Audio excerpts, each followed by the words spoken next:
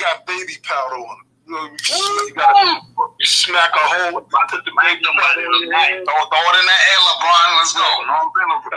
Freedman in the building. LeBron Freedman in the building. I'm getting my Wayne Brady on tonight. Do Wayne Brady got to smack a bitch? I think so. So watch the language. Oh, my bad. I forgot you going on live on YouTube. So yeah, we going hopefully we could get somebody to come up and challenge and not be on no weird stuff. Like if you have some pushback to what I'm saying, come show and prove. If you are Indian or Indigenous, etc., let's just simply show and prove, man. There's no more time to play games, but I'll get into all of that as we get into the discussion. Absolutely. And we're live on YouTube as well, too. So shout out to all my people that will be coming in on YouTube. We are streaming this also on X as well, to StreamYard. So I want to give a shout out to everybody that's going to be in the listener section over here, everybody that's going to be over there on YouTube as well, too. Let me give a shout out to some of the people up in here. I gave a shout out to Cognitive. Shout out to Andre. I see you down there, Andre. What's up? Black Majority State. I see you down there as well, too. Thias, I see you down there. Queen B. Damien, shout out to everybody. Miss B. Everybody coming up in here as well, too. I look forward to the conversation. I'm hoping that, we can have different points of views. I love to hear people express themselves, come up here. We are going to try to keep this as clean as possible. I know sometimes, people have certain beefs with other people and stuff like that as well, too. But we just want to go ahead and put the actual information, put the information out there and let everybody debate that. For those that want to debate it, I know a lot of people have been leaving comments. So I assume from some of the comments, you'll have some people coming in here, and I saw some people say, well, it's not worth their time. They don't want to come in here and this and that or whatever. So that's understandable as well, too. I'll be honest. My main thing was that I've been seeing Nyhiem. He's been going in lately with some of the spaces he's had, and I was kind of interested in kind of hearing his thoughts. I like to hear more and understand more about the actual status versus lineage reparations debate as well, too. Because like I said, I pretty much thought we were all on the same page when it came to lineage-based reparations. But apparently, Nyhiem, he feels a certain way. So I want to understand exactly where he's coming from and what's his point of views. And, if he has any data that he would like to share with us and let us know exactly what's what. And why does he feel that the, lineage reparations may not pass through Congress as well, too? So, I don't claim to be an expert on this stuff, guys. That's why I go ahead and I let the people that's, deeply ingrained into it, share their thoughts and data and any, statistics they may have or any insight that they may have as well, too, to kind of educate us a little bit, keep us up to date on what's going on as well, too. And like I say, hopefully we'll get some, if anybody wants to do pushback, I know a lot of times people leave messages in the comment section as well, too. So, if you have something that you want to speak on, by all means, guys, come on up here. And we definitely want to hear what you guys got to say as well, too. Like I said, the only thing I say is let's be respectful to the speakers. Let's not jump off our microphone and interrupt anybody. Let's not overtalk whoever's speaking as well, too. We will give everybody equal opportunity to come up here and speak. For those that want to speak, the mic will be yours. And I just kind of look forward to this discussion as well, too. Shout out to that Negro and shout out to Mr. Ali. Shout out to my girl Fresh there as well, too. So shout out to her. Nyhiem, like I said, I was kind of, when I started hearing the thing that lineage-based reparations, that you were saying that you kind of were skeptical about the ability for lineage-based reparations to pass through Congress. Like I said, I pretty much thought we were all pretty much on the same page with lineage-based. I thought lineage-based was a better route to go to say race-based, because we know anything that's race-based, they're going to knock that as well, too. So, kind of share your insights and your thoughts. How did you come to that conclusion as well, too? Let us know what the Freedman mindset is on lineage-based versus status. And, if you can define, I guess people may want to know exactly what's the difference between lineage-based and status-based as well too. So if you don't mind sharing with the audience as well too, and everybody in the space, y'all go ahead and tweet this space out as well too. But Nyhiem, if you don't mind sharing with us, kind of let us know exactly what's what. Peace, definitely. Shout out to everybody in the room, friend and foe alike.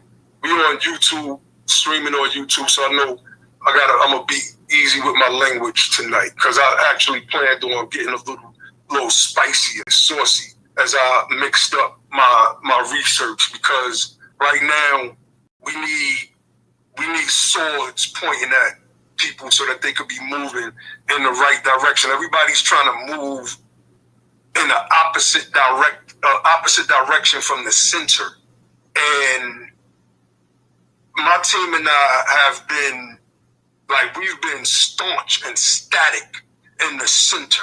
We never centered ourselves. We centered the information. This is why our platforms are not large. The people that center themselves, they got the large platforms, and they pretend like they know what they're talking about when they come to all of this. When they hear new information like status, we should rely on status, the status of our ancestors that was obviously passed down in the same way that the Native American freedmen, Chickasaw, Choctaw, Muskogee, Cherokee, Seminole, how it was passed down to them. People have this adverse reaction without ever looking at anything. There's a guy, and I'm gonna start getting into this. I'm gonna name some names tonight. There's some of these people that's in this live right now, that's in the audience, they're gonna get named as well. Because I want people to understand that there are people that's fighting against us, and we're standing on the facts, right? It's just as simple as that. So, where was I about to go with this? This ADOS guy by the name of Simeon, right? He's somebody that's kind of in their upper ranks. He put out a tweet about Freedman status, etc., etc. He has this page blocked, and I just so happened to be on suspension, so I was on my Be the Power page, and I provided him several pieces of information, and I asked him for a debate. One thing about me, Brother News Toter, and I'm pretty certain you've been able to gather that, is that we don't run or duck no smoke over here. So how is it that people get to throw rocks and then try to hide their hands and then block your pages instead of confronting you? If you feel that you're standing on real business, right, and that you secure the tribe and all the rest of you dudes, then stand on your business. You should be able to show and prove. Instead, they curse you out, they block you, and they never debunk the information that you present. So this started because one day we was on BTP Live, and my brother Ali was saying that we are going to stop using the term lineage and start using the term ancestry. And it shows you, this thing is evolving. When you learn new information, you gotta push the old information away. Then you gotta come out to the public. And that's what we've done since we've been in this space since 2019. It's exactly what we've done. But then we started to look at ancestry. And we started to realize that, wait a minute, let's check this out in lineage and ancestry and the law dictionary. So we pulled out the Black's Law Dictionary, and sure enough, and I'm gonna put that in the comment section as well. Matter of fact, let me put our bills, because we got real work that we've done. I'm gonna put those up on your bulletin board right now. But the Black's Law Dictionary had a breakdown for lineage, and it said race. So we started, this is 2 years ago, 2.5 years ago. So we started to move away from even saying ancestry lineage-based reparations, right? It was a more biological term, and we are dealing with word wizards in the court. And we have to be and understand, we have to understand and be word wizards ourselves. We have to know how to play the game. So if they're pushing for a colorblind constitution, perfect. That aligns with what Be the Power and United Sons and Daughters are pushing, a non-race-based remedy for our people. And so when you see the breakdown of lineage in the Black's Law Dictionary, it says race twice in that definition. As soon as I find it, I'm gonna put it in the comment section so everybody can see it themselves. And ultimately, we started having discussions with people about, we need to fall back from using this term lineage-based reparations. Edward Bloom put out a statement.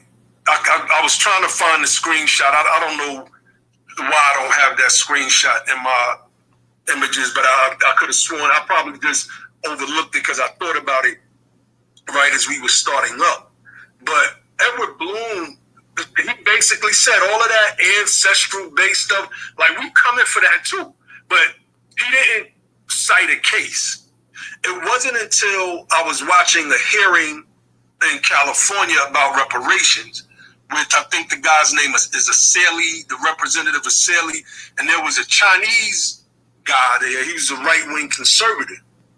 And he cited this case called Rice versus Cayetano. Now, up until this point, I had not heard of any case. All I knew is that by the legal definition, lineage equates to race, and that we were starting to pull back from saying that. Again, like I said, you go back and you could check my post going back about maybe 2 years, you're going to see us start transitioning from using that term lineage-based reparations. Maybe a year and a half. I could be going, I don't know, maybe a year and a half. But anyway, once I looked up Rice v. Cayetano, and I could give a breakdown to that in a few, I began to understand clearly.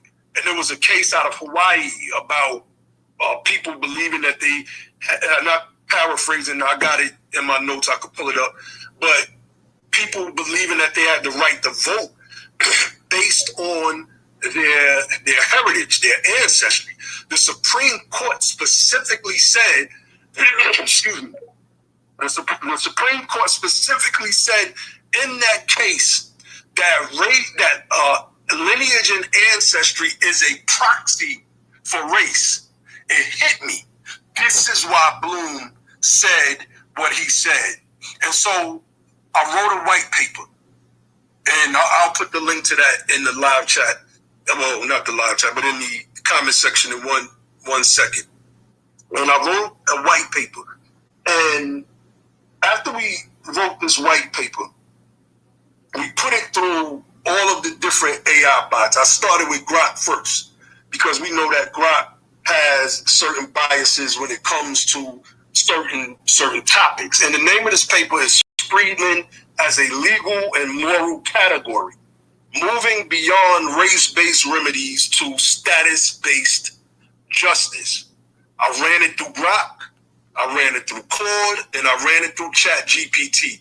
Each one of them gave me pretty much the same exact response, that this approach of status, we're not fighting as a group of people based on our race. We are fighting because we have a specific status in this country. And I could give a little deeper breakdown right now, kind of giving the Cliff Notes version as we go along in this discussion. But each one of these super minds that is now AI came back and pretty much said that this is the most sound approach if you want to defeat strict scrutiny.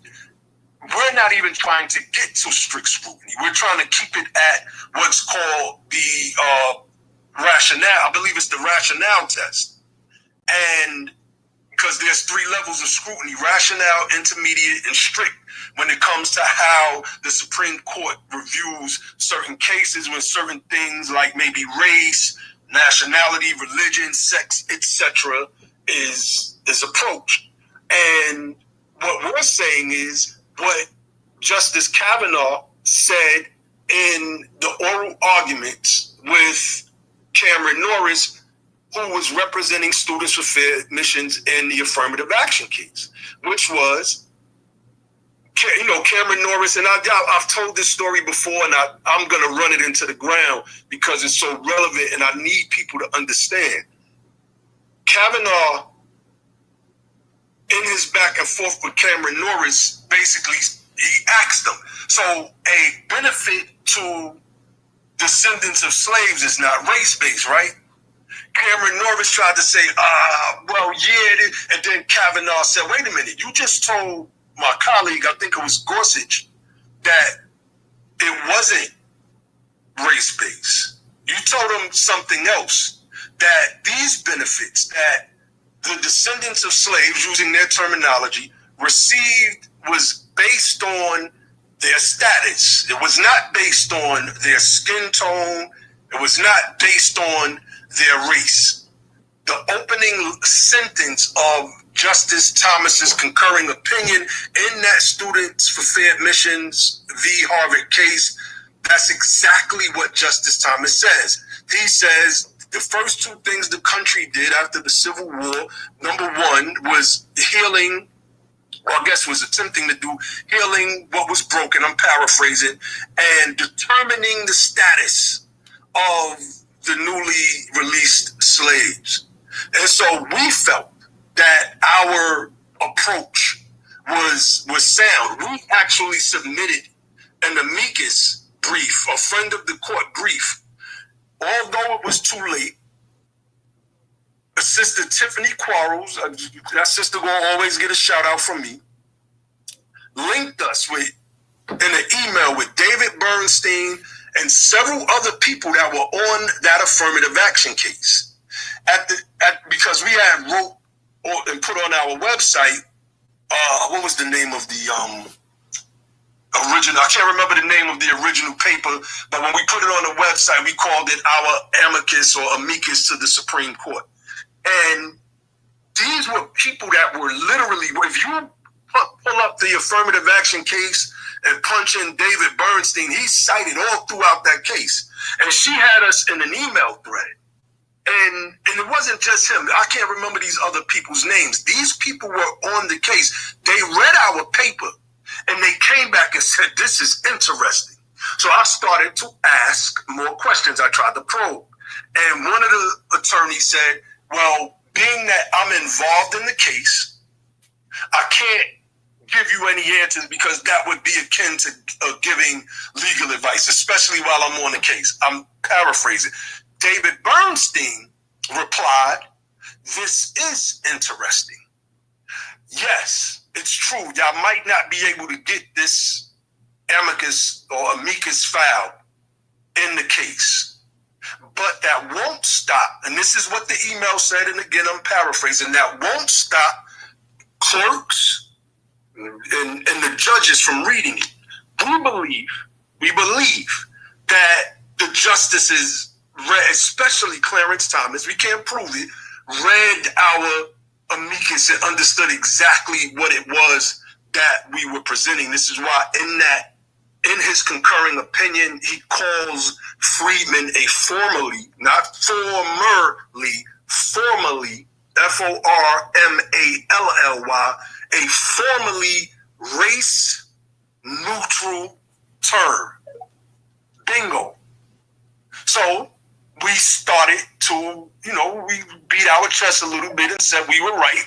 And the Supreme Court just affirmed that what we've been saying about using status in place of lineage and especially in place of race is, as we would say in 5% parlance, 100% all wise, right, and exact. I'm going to take a breather just in case you got any more questions or any questions from, the commenters that's serious or the people from the peanut gallery that's not serious. They just want to be on what they be on.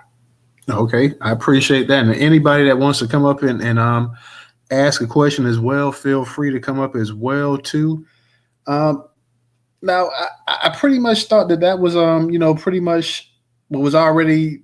Most people agree that freedmen was a status that we as black people could get behind in terms of getting reparations as well too. So I pretty much thought that was pretty much already widely accepted. Are you saying that that people are still rejecting the freedman status, or what exactly?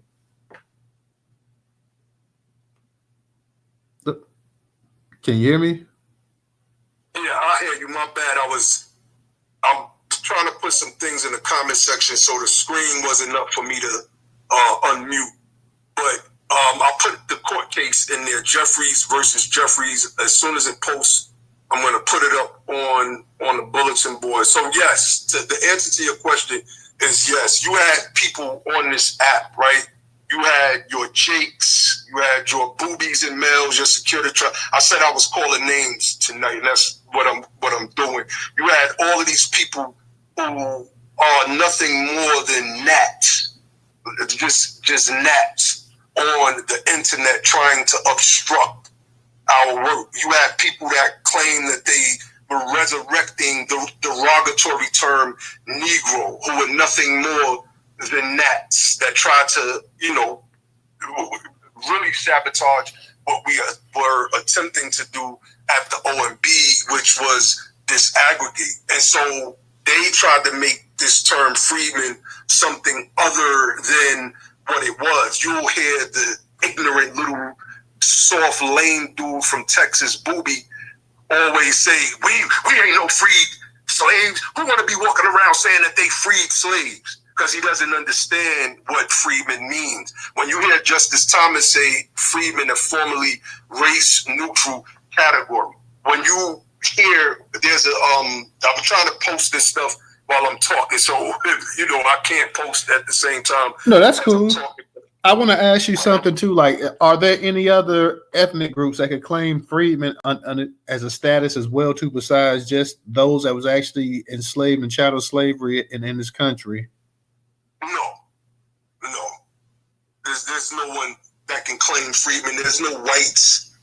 Whites weren't emancipated, so there's no way for them to claim freedmen. People that were freed on the islands, I don't even know if they even used the term freedman there, but freedman became, with the D, became an official name in United States parlance, and it signified our status. Let me read from this case, Jeffries versus State, 39 Alabama 655, the year 1865. 1865.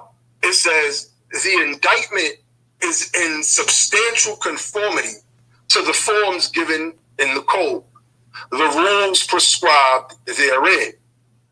The term freedman, quote unquote, is descriptive of the status of the defendants and does not vitiate, meaning destroy, the indictment. It, meaning freedman, has a legal signification. So everything that we've presented, News Total, every single thing that we've presented, we've been able to back up with court precedent, with definitions coming straight out of the jurist manuals from the early 1900s that read that freedmen represents that class of persons whom were formerly enslaved and their descendants, not and their children or and their offspring, because that's two different things, and their descendants. And I'm going to post some of that in the comment section and throw it up on the bulletin board as soon as I can. But we've proven this stuff over and over and over again. Over and over and over again. The people that are fighting us, they're just fighting just to fight. And I believe that some of these people are just plants. I can't help but to think that. There's no way that you can hear the truth, that you can have truth, the facts, the actual facts verified to your face, to your ears, something that you can look up for yourself and then turn around and say, oh, those are the fraud men. They're defrauding our people. And I'll get into the pieces of legislation in a few, just in case you had any more questions. I'm trying to. No, that's good. That's good because we got. I saw we had a couple hands. That Negro, your hand was up. Did you still want to speak? Or you good? Okay, that Negro had his hand up, so I don't know if he left the space. Isaac, go ahead and unmute your mic. Yeah, bro, it's the car. So News Show, I've been following you for a while. I got to figure out. It's probably the way I'm doing it, but you haven't been in my algorithm in a minute. But I still love your work. I'm gonna be looking for you. So I looked at this topic, and to be honest, appreciate that. I looked at no problem. I looked at the status versus lineage, the indigenous debate, and so I didn't honestly get the Nyhiem speaks part until right now. So I see I might have stepped in the middle of something, but I did want to make a general statement, if that's okay. No, yeah, that's fine. Go ahead. I'm pretty sure y'all will let me rock. So some people, when it comes to this debate, they don't like to deal with DNA. They usually use modern DNA as an example about how these companies are specifically set up for entertainment, some of the entities that are behind them. And even though I've used I've used a couple of these companies, it's only to get my DNA sequence done. DNA sequencing is different than how they interpret the data. You can take the data to whoever you want. So you can go spend the $70, get your DNA sequence. You don't have to do it if you don't want to. But then once you have that information, because they give it to you when you get it, you can send it to independent people, or you can do independent testing on your own. So that on top of what a lot of the indigenous American Indian folk like to talk about, which is the paperwork. So I've been down both roads. And I just want to say, I don't understand why this is debate. I think it comes down to temporal discrimination and just the way I look at it. I look at it like there are a group of people who say that we're from Africa. There's a group of people who say we're indigenous to America. Some even do Israel, Europe, the whole thing. At the end of the day, you are who your forefathers and your foremothers are. And nothing explains that better than your family tree. And I know people have done their research here. But also your ancient DNA, which is something that you have to take your sequencing to and get done by different companies because they deal with only the bones, the dry bones. And I'm gonna wrap it up because I know I sound like I'm ranting. There's no debate here because in my research, we're everything that everybody is arguing.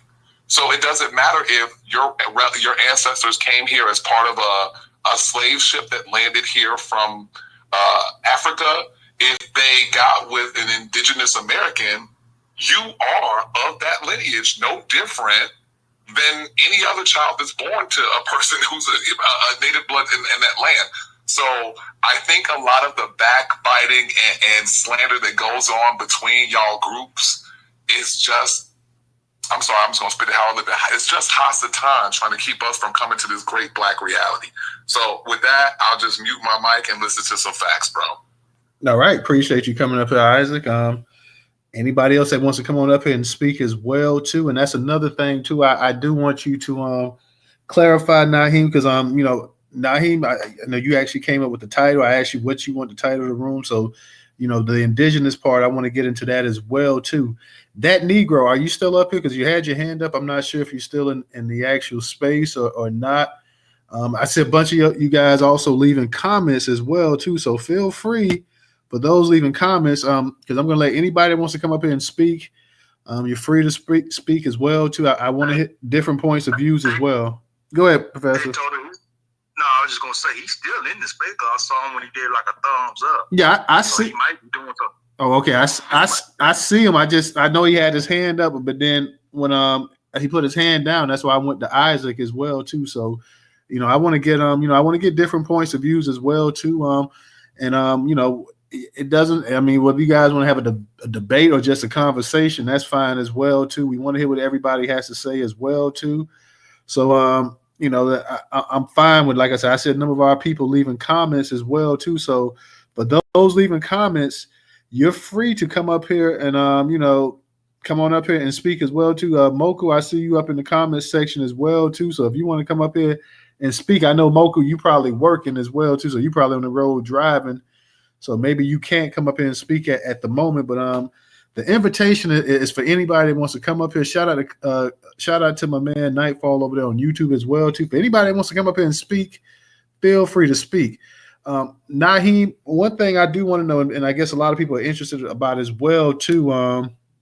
Okay, Nightfall has a question on YouTube. He said, "Okay, here's my question. All law is based on precedent. What's the difference between status and lineage?" So he wants to know what's exactly the difference between status and lineage. Nyhiem, can you clarify that for us if possible? Yes. You know what? This is what I'm going to do. Just give me 1 second. I'm going to pull up the definition from out of the law dictionary that we put into the our amicus filing that we tried to get passed. I'm going to read this. Because people need to understand like what we're talking about. So this is from the same dictionary, Black's Law Dictionary, 5th edition. This is how it defines status. Standing is number 1. State or condition. Social position. Now, we can break those 3 things down. Our status in this country, for those of us who were enslaved in the South, were citizens with disabilities. Yes, we were citizens while we were enslaved, and that's something else that we can get into if anybody challenges me on it. And this is why those Reconstruction amendments were so important. This is why understanding that the 14th Amendment did not grant us citizenship, and we know this because in the 1857, way before the 14th Amendment gets passed, the 2 dissenters in the Scott v. Sanford case, aka the Dred Scott case, Justice Curtis and Justice McLean, they proved this. They proved that we had been citizens in this country from day one. They proved that not only did we vote in those northern states, they said also that our people, even one that was enslaved in the South, could actually be mayor and hold an office in the South. Again, anybody want to challenge me on that point a little later, we can. But our social position, those 3.5 million of us who were emancipated, changed from enslaved chattel property, unconstitutionally and illegally. Most of this stuff was done under what's called states' rights. But it was changed by the federal government permanently to a freed status. And this is why you have the language of the 13th Amendment. Neither slavery nor involuntary servitude except by way of a crime. I know I probably said that part wrong, but y'all know what I'm talking about. So whereas that can never, ever happen again. That's what the 13th Amendment was created for. So that changed the standing, the state or condition, and the social position of our people in the South. We started to be called the Freedmen.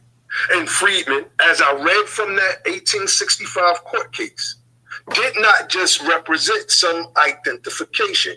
It represented a name for standing. Our, especially people in the South, new standing.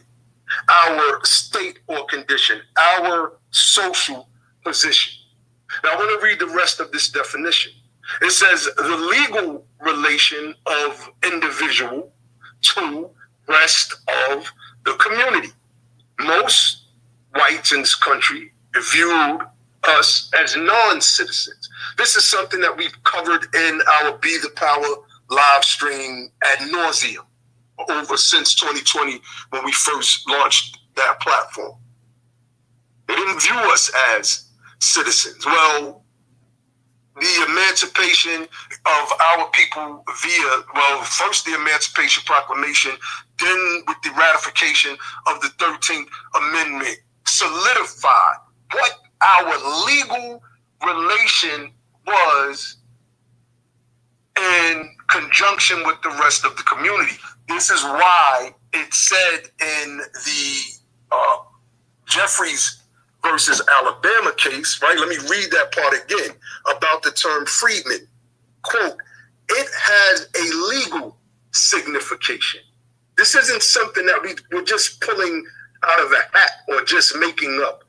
My team and a shout out to my team. These are some of the best minds that I've ever come across, period. And they just so happen to converge. we just so happen to converge with each other and build this thing out to where constitutionalists, the constitutional professor said, man, y'all are way ahead of me on this subject right here. Let me continue reading.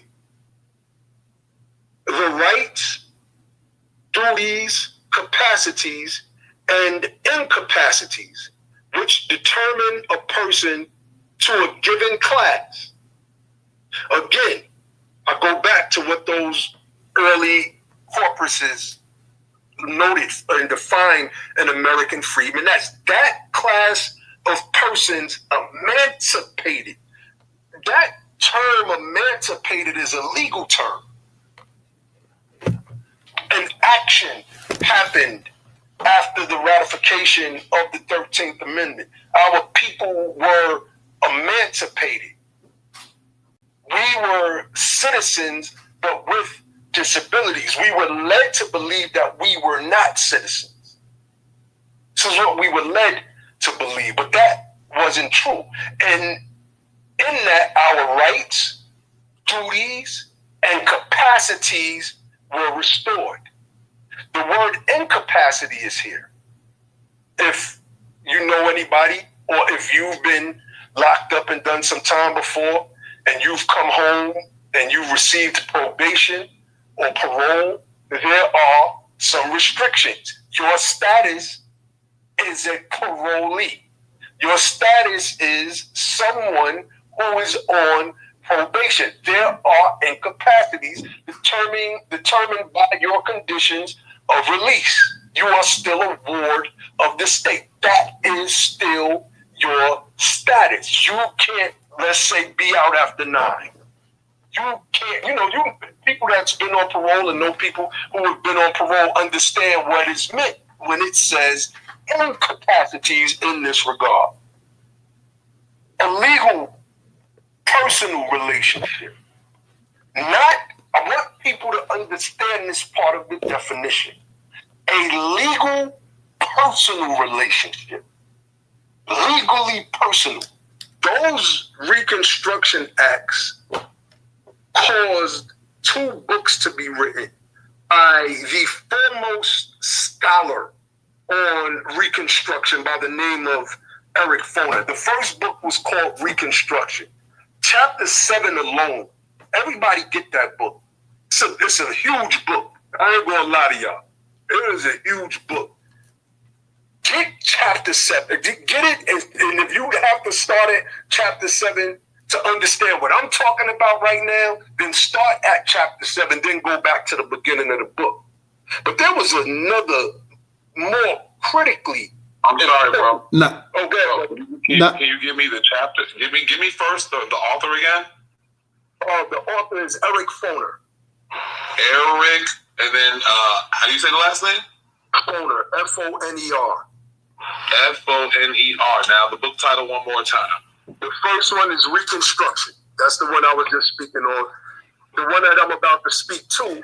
Nyhiem, can I get you real? I didn't mean to interrupt you, bro. I'll probably have this posted in the next 15 minutes. Nyhiem, I saw Jake with his hand up here, so when he gets a chance, I want to let him get in here too. But go ahead and finish it. Looks like he's disconnected. But Jake, if you get a chance to come back up here, I want to get you up here as well too. Yeah, come back up. Let's see if you could have an intellectual conversation without cursing and screaming and interrupting like you always do. Okay, I see he's coming up here now. Let everybody know that there was an update that just came in today too. Okay, yeah, it was an update. Jake, I saw you before, but I don't know if I see you. Is Jake still up here? Did he go drop back down? No, I was having connection issues. I'm back. Okay. Well, Jake, I'm gonna let you go. Can you hear me? Yeah, can you hear me? Yeah, I can hear you. Okay, I'm gonna go ahead and let you get it in, and then Nyhiem, you can respond to what Jake has to say. Okay, wait a minute. Let me cite the name of the other book. Go ahead. By Eric Fowler, that I believe is way. I don't want to say way more important than his book on Reconstruction. That book is very, very important, and we have to start breaking this stuff down and incorporating it into our talking points, right? As we fight for remedial justice, these type of books complement the works of Professor Sandy Darity, regardless of where people are at. I can separate a person from their works, and that's what we've asked everybody to do with us. But that second book's title is called The Second Founding.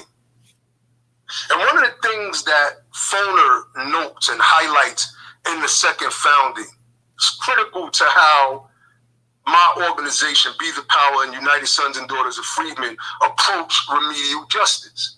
He says, and I'll paraphrase, I don't understand why today's civil rights leaders and activists are not using the 13th and 14th and 15th Amendment for remedies. See, everything is so racialized that they don't, if they even read Foner's work, they don't understand it. And Michelle Alexander's book, The New Jim Crow, she gives you the history of how this justice system or this injustice system has treated us. She gives a perfect history, but her solutions fall flat on their face because she doesn't understand this information. And I'll close out with this point, and we could go to Jake. Me and my brother Ali were on a thread here on X. What's her name? Nicole Hannah-Jones made a post, and in her post, I think she was talking about lineage-based reparations. And my brother commented, and she was like, "Well, who is we?" And then that's when I jumped on the thread, and we inundated her post. And I know I commented on several of her other posts. I put our Freedman workshop on there that we did a year, some change ago. And we believe, obviously, that she watched it because she went on a podcast with Michael Harriet, and I think his name is Tremaine Williams. And she repeated what my brother and I taught her on that thread. Then she went on MSNBC with Ali Velshi. Ali Velshi gave this whole opening about how the Freedmen's Bureau wasn't based on race, and that it was based on the status of those individuals. So Nicole Hannah-Jones actually educated Ali Velshi. He opened up with that, and then Nicole Hannah-Jones came on, reinforced what he was saying. They don't know it the way we know it. So there were some things that were a little off, but it was a step in the right direction. What we're talking about is moving. I'm ready for Jake. All right, Jake, how you doing tonight? You got the mic, everybody. Let's try to keep the language in check. But Jake, you got it. It's your turn. You got it. No doubt. Shout out to you. Shout out to the space. Shout out to majority black. Shout out to all the black Americans in the room.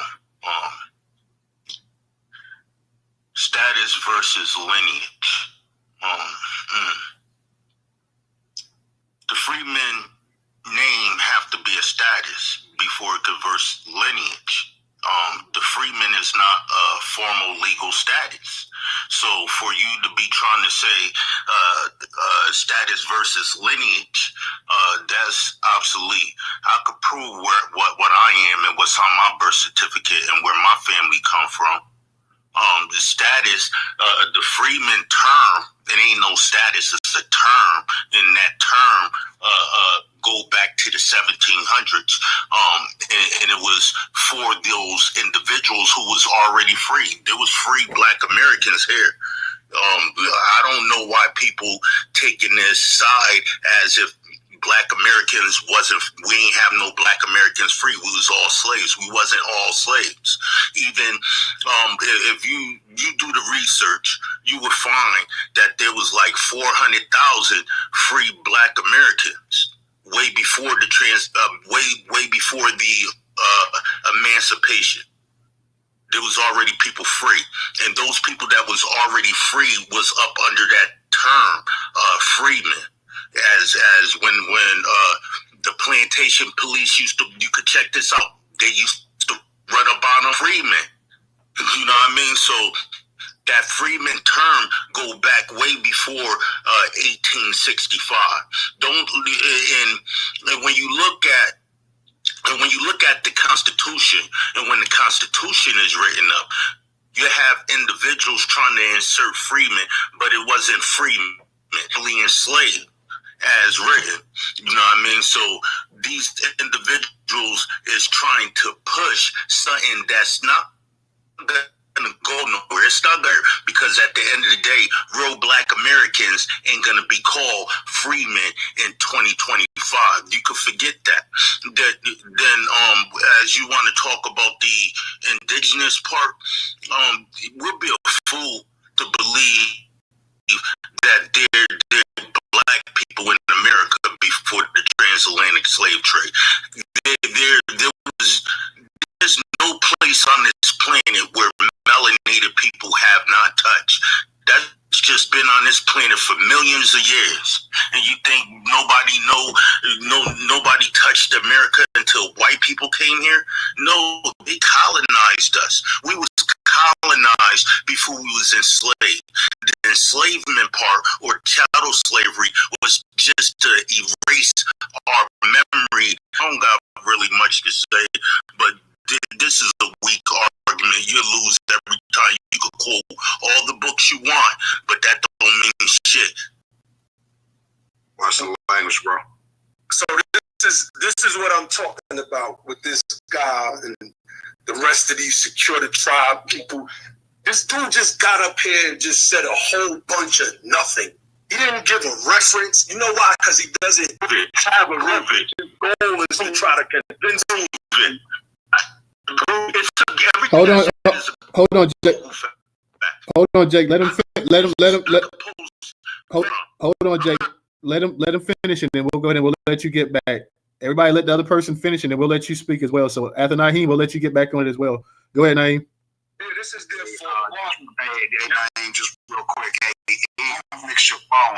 Fix your phone if you want to come up. You stuck in the matrix. Fix your phone. We'll go ahead, Nyhiem.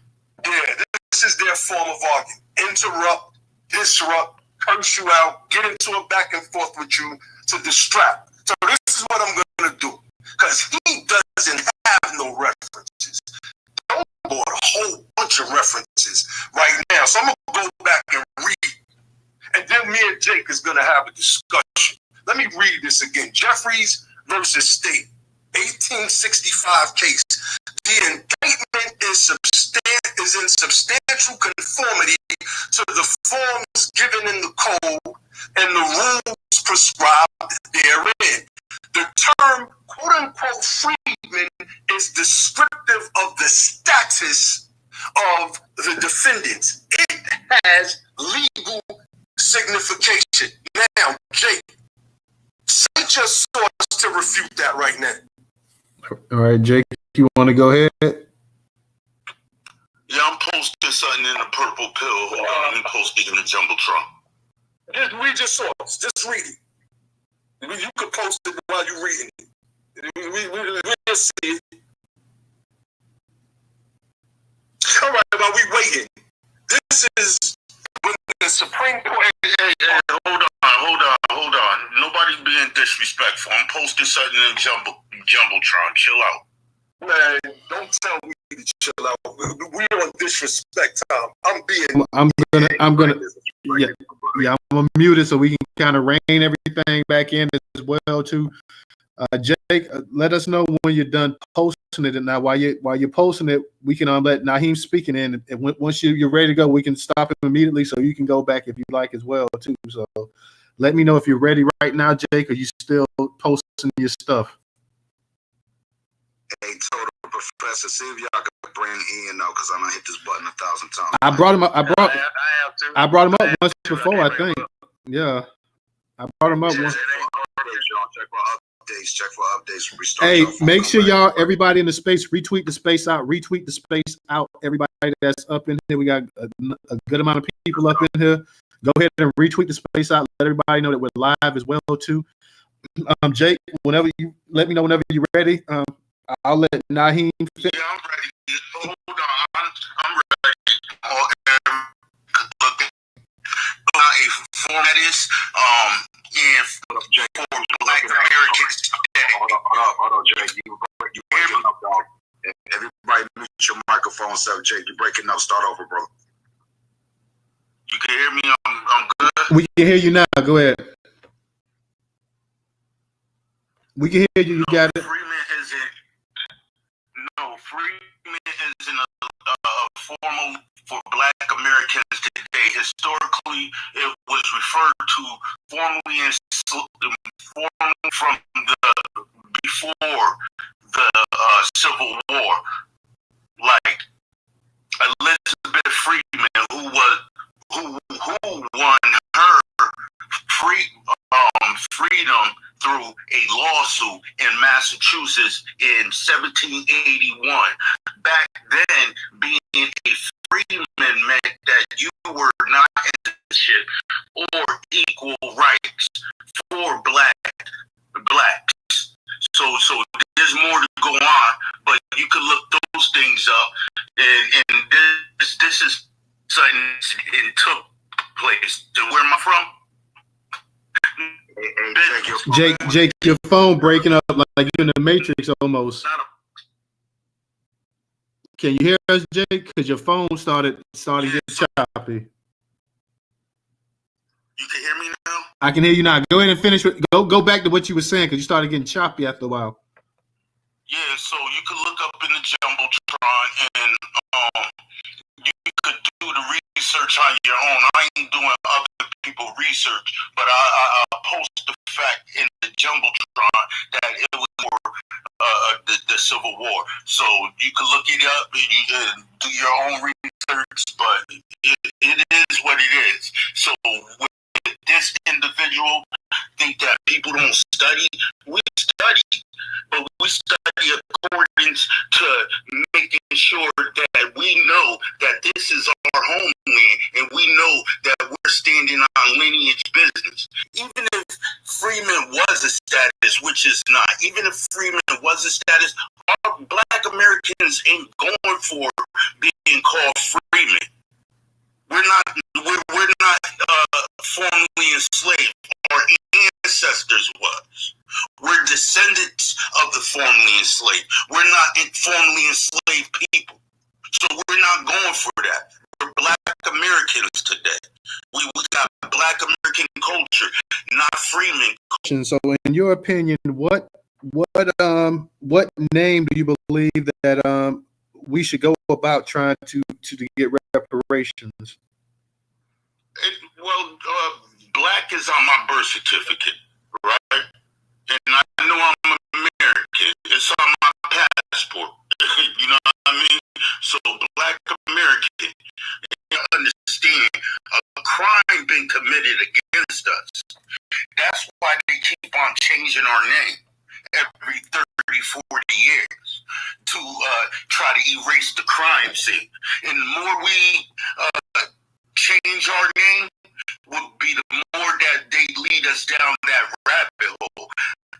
Changing our name is a form of paper job. We learn from what they did to us prior, or our ancestors. Now today, we're much wiser, and we got hundreds of years of ancestral knowledge to combat this thing. So we pretty much good. We know what's going on. We know the game, and we're not going for the all right. motto. Go ahead and then I want to see what Art's got to say. Definitely. So everything that Jake said is just what they say to each other in Twitter spaces. That's it. Go read the reference that they put up on your bulletin board. Just where that comes from. We don't know if he typed that up himself. Where does it come from? Like, this is the BS that we have to deal with. I want people to listen, because this dude tried to make there's a case in there that you could check out. Yo, there's a case in there. Jake, let him finish. Let him finish. It's not A lawsuit took place. It's not. Real quick, Jake, let him go ahead and finish. Everybody, let the other person finish their point, and we'll get to you. Go ahead, Nyhiem. It might be a double mute, but go ahead, Nyhiem. This nigga too easy. Nyhiem, go ahead. You got it. Are you there, Nyhiem? Yeah, he did. It's just that double mute could have got kicked out of space too, because Nah, that mute was like crazy long. Yeah.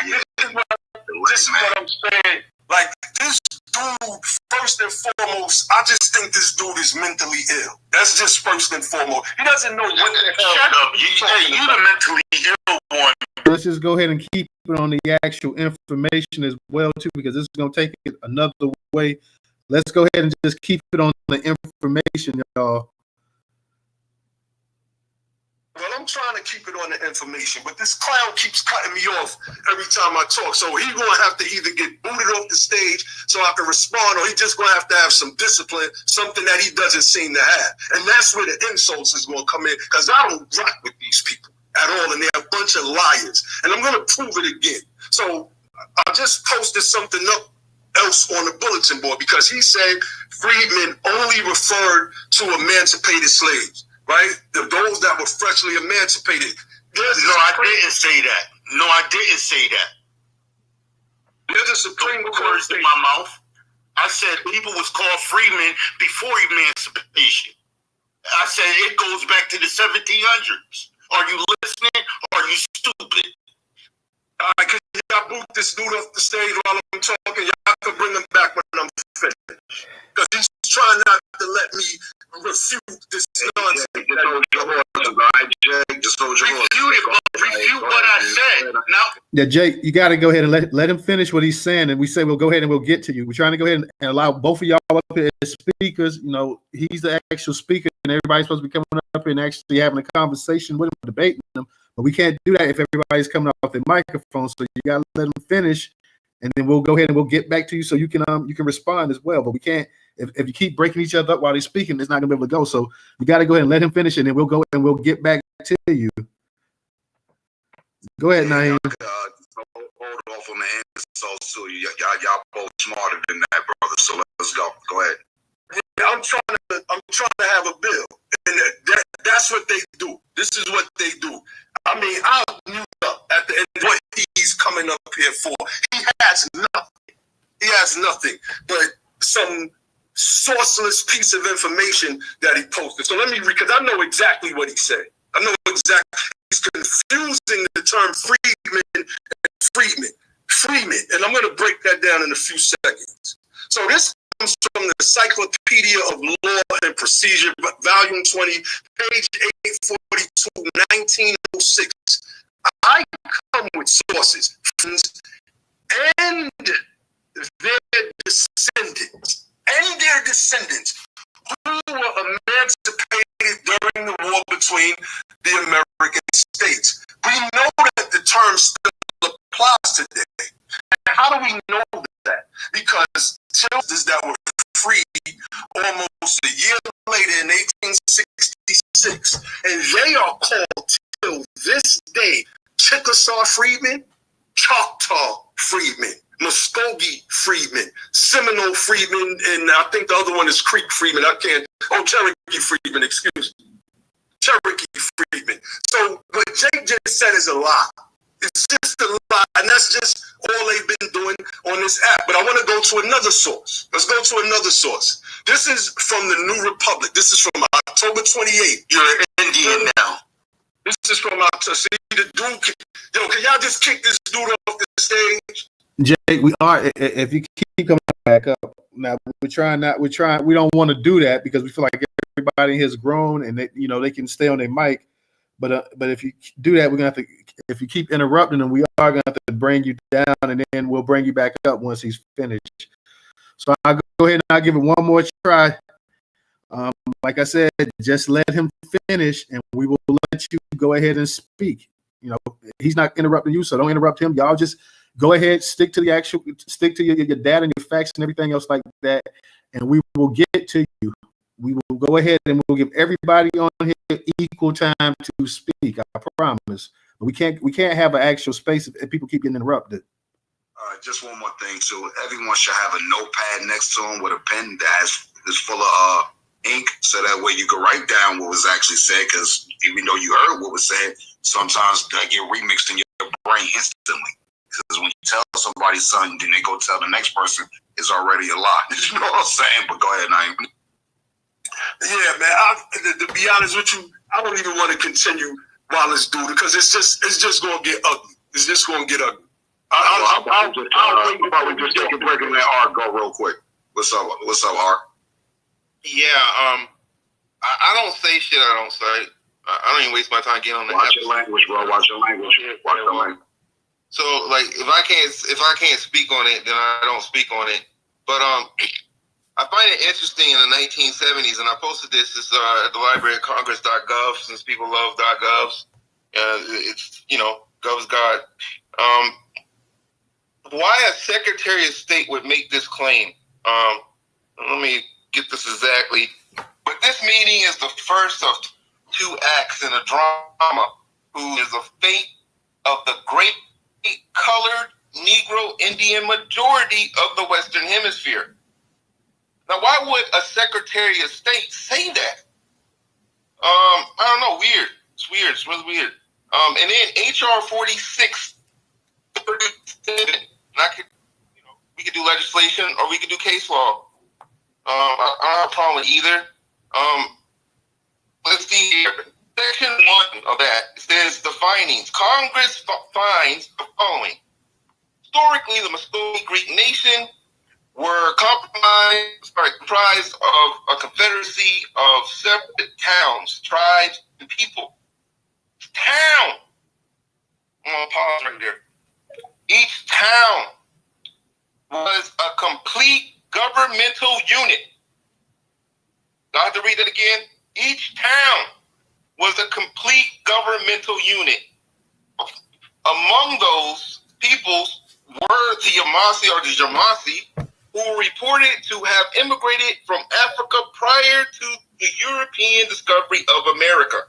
But that's only one group, because it's the Pasipuk tribe. And then they just come out with a new study, ironically, and they say, well, you know, sorry guys, pale skin might have only been around for 3,000 years at scale, worldwide. Really? So it's not 6,000, it's 3,000 now. So that means there's no way in hell that the Native Americans were not dark as hell. But there's studies for that already point that out. And then they come out and they find out with another study and they say, oh, well, guys, I'm sorry. The cranial anthropomorphologists can't figure out what the differences are to group these people. And what that basically means in the consensus, without getting too far into it, is that every skull is unique like your fingerprint. Every skull. So it's like trying to take fingerprints and then overlap them and say, oh, well, this group belongs over here and this group belongs over here. How dumb does that sound? So what we know that we can track and that we can scale is that people were judged based on their skin. Can't do that cranial morphology bullcrap. Can't do race. Can't do DNA. Believe it or not, anybody, if you want to go look at the Deja Farmer Perlman, go look at her case in that DNA. They all but laughed it out of court. Because come to find out, when people like to do that paternity test, that's aDNA. That goes about 5 to 7 generations back. Okay? And then they say, well, we have mtDNA and yDNA. Okay, only problem with that is that it's 2 people per generation. And when you go back 10 generations, that's 20 people out of 1,000 of your grandparents. But I'm sure 1,000 of your grandparents, fuck it, you're only 20 people, right? Because the rest of the... Hey, Art, you got to watch your language, man. Everybody in here, watch your language. You got to watch your language. Go ahead. Yeah, sorry about that. But the rest of the 980 of your ancestors, just forget those. Those don't even exist according to, you know, the people who want to divide 8 billion people into 44 groups and think that's intelligent. But at least they're slightly more intelligent than people who want to divide 8 billion people into 5 to 7 groups, race proxies, continents, diasporas, or whatever other Nazi term that they want to use that comes straight out of a Nazi handbook. So, you know, there's no biological use case for it. And then there's no, and to the point that now in 2025, I posted a report, they're moving away from race to use ethnicity. They refuse to use race. So it doesn't matter what these people who we want to keep using, rock out. It'll never be used in science. They're going to make sure of it. And then in the 70s, they came out with a sociological report. One of the reasons why you could self-identify to this very day is because they found that race was downright destructive. Then I figured another thing out. I go talk to AI, and I'm like, yo, AI, multiple AIs. For all those that like to just do chat GBT, like to do Grok. I'm sorry. I don't understand what you got to do. I didn't interrupt nobody. I didn't let him land his plane. Let him land his plane, Nyhiem, real quick, and then we'll go ahead and we'll get the conversation back rolling. So we'll go ahead and we'll get it back rolling. Ian, if you want to speak, Ian, raise your hand. There you go. Go ahead, Art. Yeah, so and I can do this to any Grok, any person, even my state rep who I've talked to. It comes to find out that when you corner them, right, the real harm of the race neutral harm is the social construct of race itself. Believe it or not, that is what rooted to slavery. It ties to Jim Crow. It ties to the black codes. That's the root of the problem. And so anybody telling you that's not, they're not going to transcend much of time. Because now, not just slaves, but your ancestors have been through Jim Crow, anybody that got affected by this racial construct. Now you might say, well, what about the other races? The problem becomes the other races have ethnicities, where black actually is our ethnicity. It's on our paperwork. And so now what that's called is paper ethnocide, if not outright ethnocide, based on giving, you know, I'm sure we could scale that a certain way. And even Grok, Gemini, ChatGPT, pick your pick of AI and just literally ask Grok or whoever, if the root cause of the harm is race, can this go from 1776 to 2025? And that's the thread. That's it. All the rest of the harms tie up under that immediate harm. So what you say is when the pales come to you and they're like, oh, well, you know, well, how are we going to fix this? You remove race from your job applications, from everything, period. Either that or respect ethnicity, in then which case there is only one black ethnicity. Hey, Art, I'm okay, because I'm a little confused myself as well too. Exactly how, you know, I was going to ask you, how exactly does that tie into the actual reparations debate? How did any of the harms happen without the construct of race? Yeah. Explain how any of the harms that happen to us happen without the construct of race. I'm not disagreeing, Art. I'm just, you know, because it sounded like you said at one time to get rid of race or something like that. So maybe I misheard you or whatever. But what I'm saying is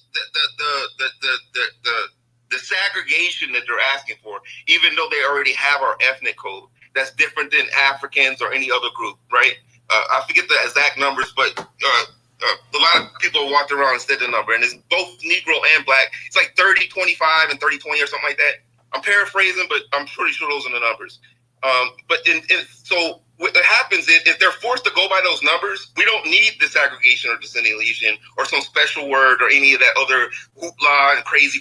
And these codes, the government already has these codes 30-20 and 30-25. Okay. So we're not telling them to do something crazy. We're telling them to go use your other data. That's basically what we're telling them. All right. Well, I appreciate that, Art. this is what I'm going to do, because I know we got a couple hands up. Nyhiem, because I'm going to let you get it. I'm going to let Jake and Ian go, because I want you to have your own, because I know you were being interrupted. So I'm going to go ahead and give you your own slot as well, too. So let me go ahead and get to Jake and Ian. Let me say this real quick as well, too. We don't do all the coming off the mic and stuff like that. When people talking, let the person talk. Don't interrupt that train of thought. Let that person say what they want to say. You can respond to that person if you're next to respond to that person. If you're not immediately next, we'll go ahead and give you a chance to still respond to that person, even if you're a hand or two away as well, too. So we will get to you. We will give you a chance to respond and come back with anything that you want as well, too. Let's go ahead and let's not try to do any personal attacks. Let's just keep this on the information as well, too. There's enough information where everybody can go ahead and debate and get their point in without, personally attacking somebody as well, too. But we can't have a conversation if people constantly coming off the phone, coming off the microphone.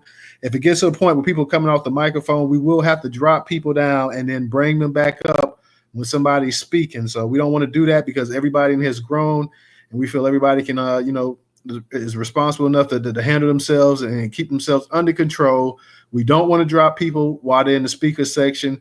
But if you're interrupting somebody and we can't go along with the space as well, too, we got to go ahead and we got to drop you for the sake of the space, because we want to go ahead and let this thing flow. So we can't have people just constantly interrupting, coming off their microphone. We will get to you. I promise. I've been fair with letting everybody in here speak as well, too. So you will get your chance to speak and to respond and anything else that you like to, as long as it's about the actual information. So we will get to you. I promise you on that. Let me give a shout out to Chosen 619 for the super chat. Chosen 619 says the identity of Black has been hijacked by all now. It's no doubt about that.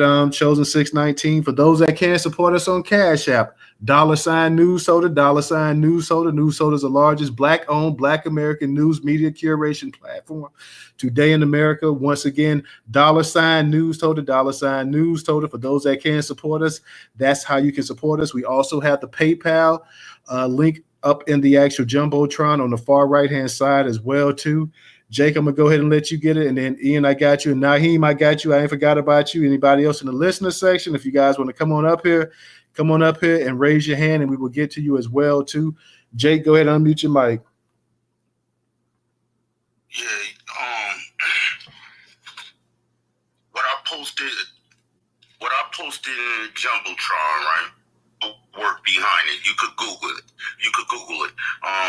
Elizabeth Freedman, who won her freedom through a lawsuit in Massachusetts in 1781. Freedmen, right? So, and you notice the individuals who were citing this thing were saying it's a term. It's not a legal formal status for Black Americans, and the only way that it becomes a legal formal status, and that's for the Indians, and their enslavers is different from our enslavers or those who was of chattel slavery of the United States. They was enslaved on plantations, and they was given freemen.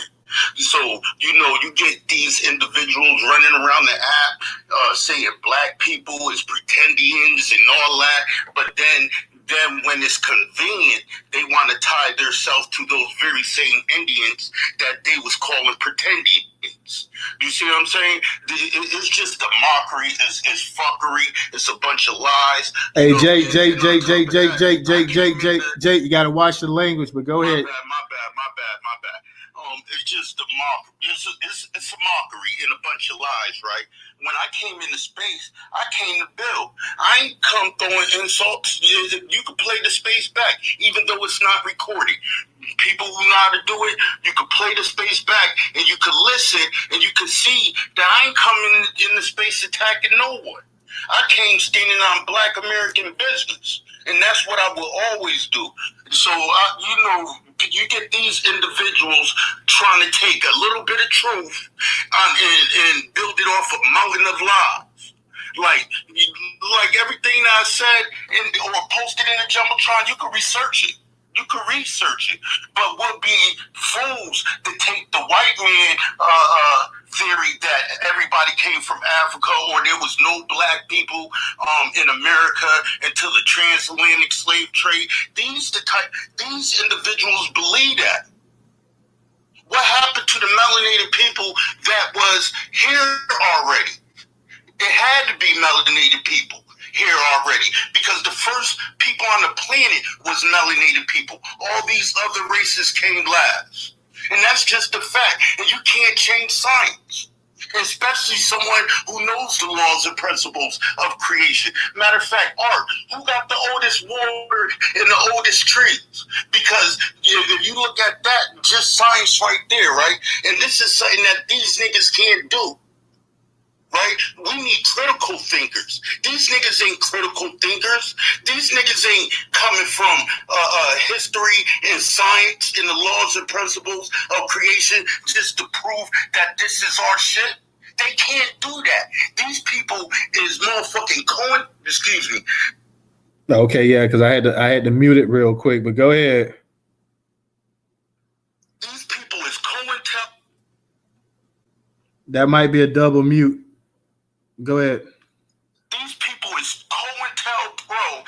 They getting paid to do what they doing. They getting paid to misinform us. They getting paid to mess up our reparations. They getting paid to try to join the delineation movement under disaggregation.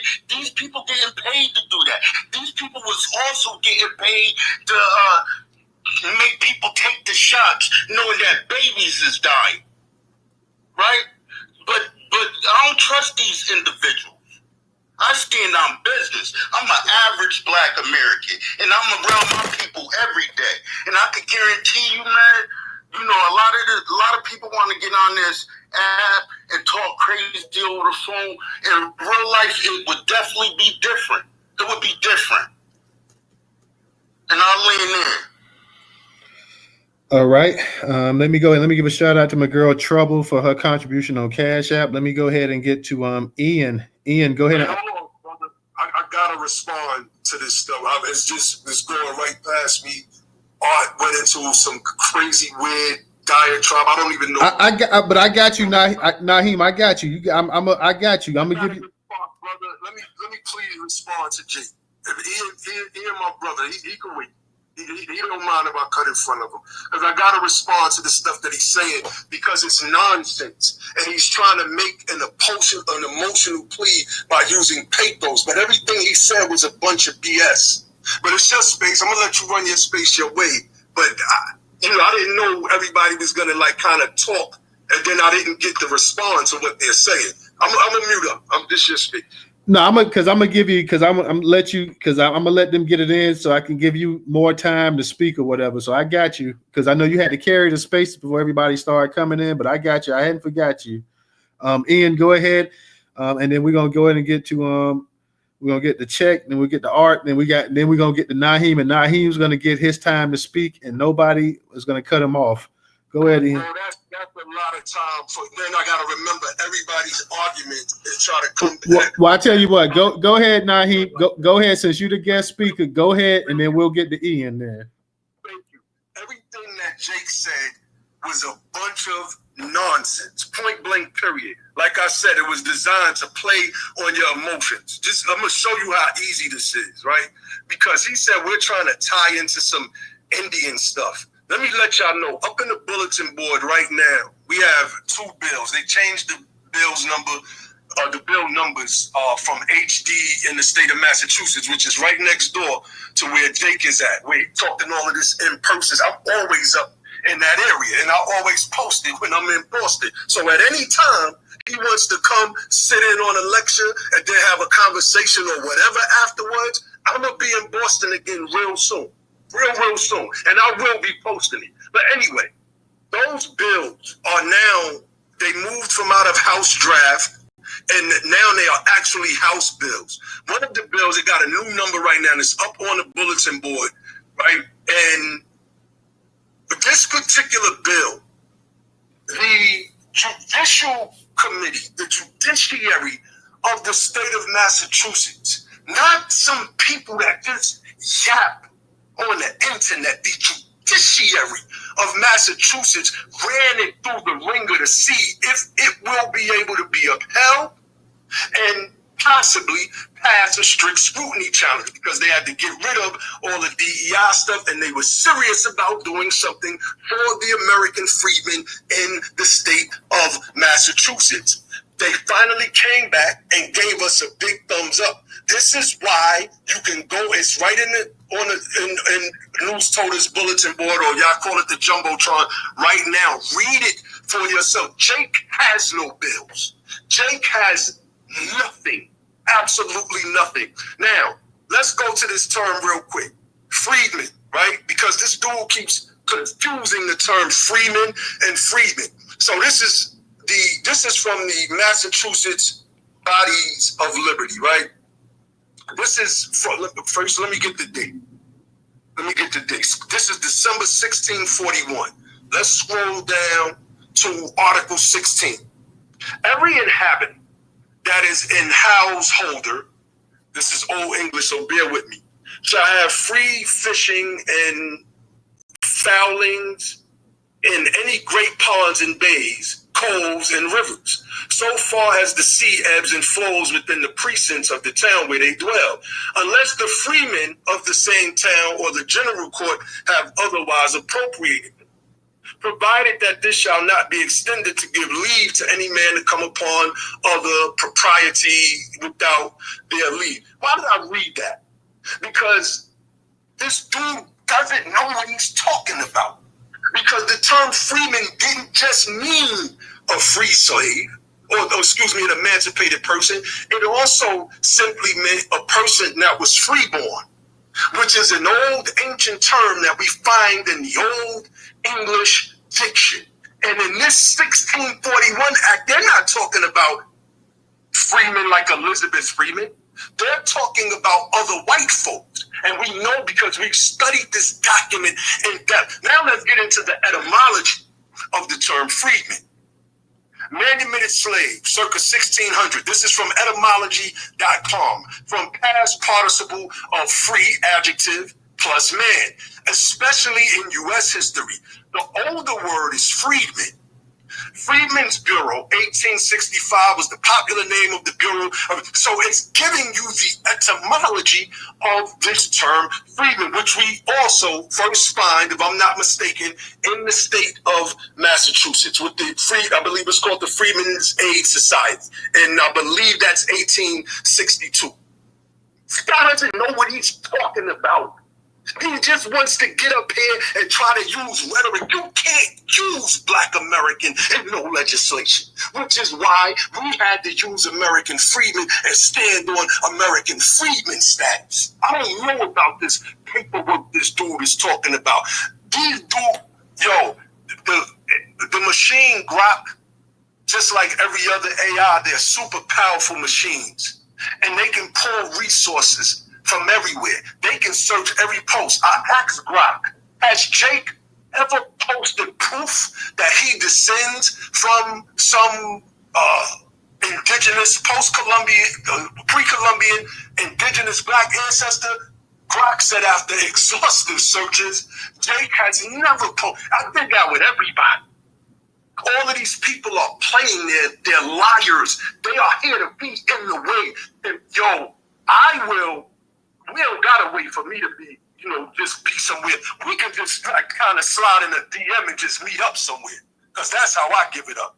Point blank, period. I don't know what you think I am, but I assure you I am not. Okay. Come on, y'all. Let's not take it there. Bridgeport, Connecticut. Meet me there. Go ahead. Go ahead, Nyhiem, and finish what you were saying. Let's not take it there, guys, because it's already heated. So let's not take it there. But go ahead. I don't know if it's double mute, but go ahead.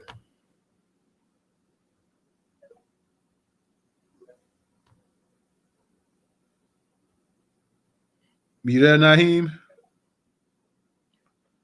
I know DJ say drop him down. So them double mutes are getting longer and longer. But I just wanted to address this guy and all of his lies that don't sound good. They may sound good to ignorant people, but to those of us that have actual intellect, we're laughing at this dude in the back channel. And my peoples is just breaking down everything he said. It's impossible to address all this nonsense. So I'm going to just pass the mic to my brother Ian.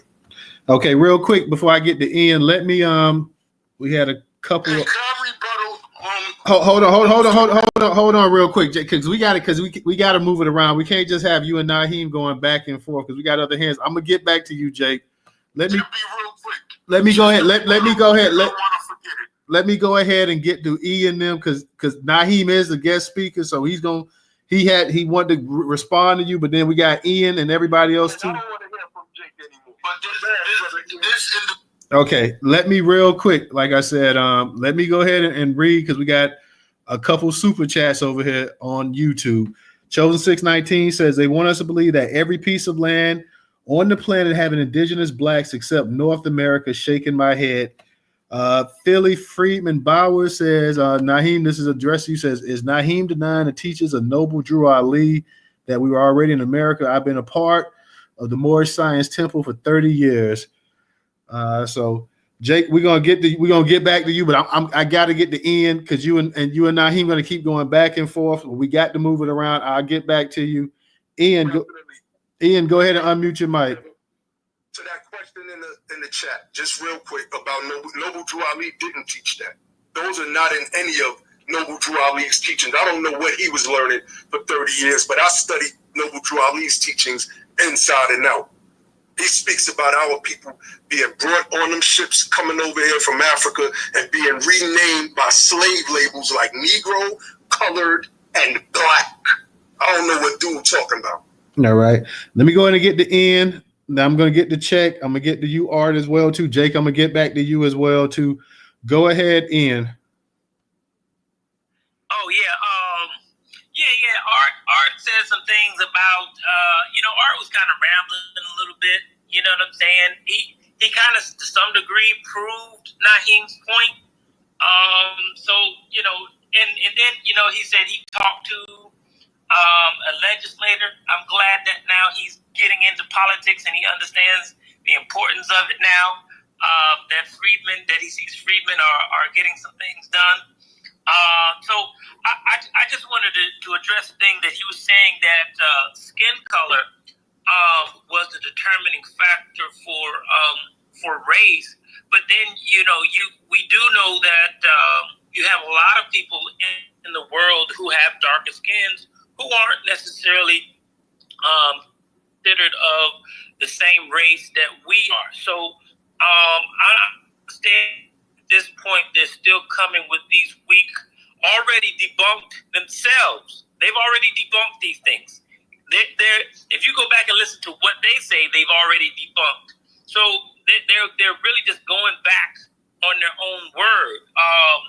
Especially with Jake, where he's talking about the Native Americans having freedmen among them and can bear that status of freedmen. So he has acknowledged.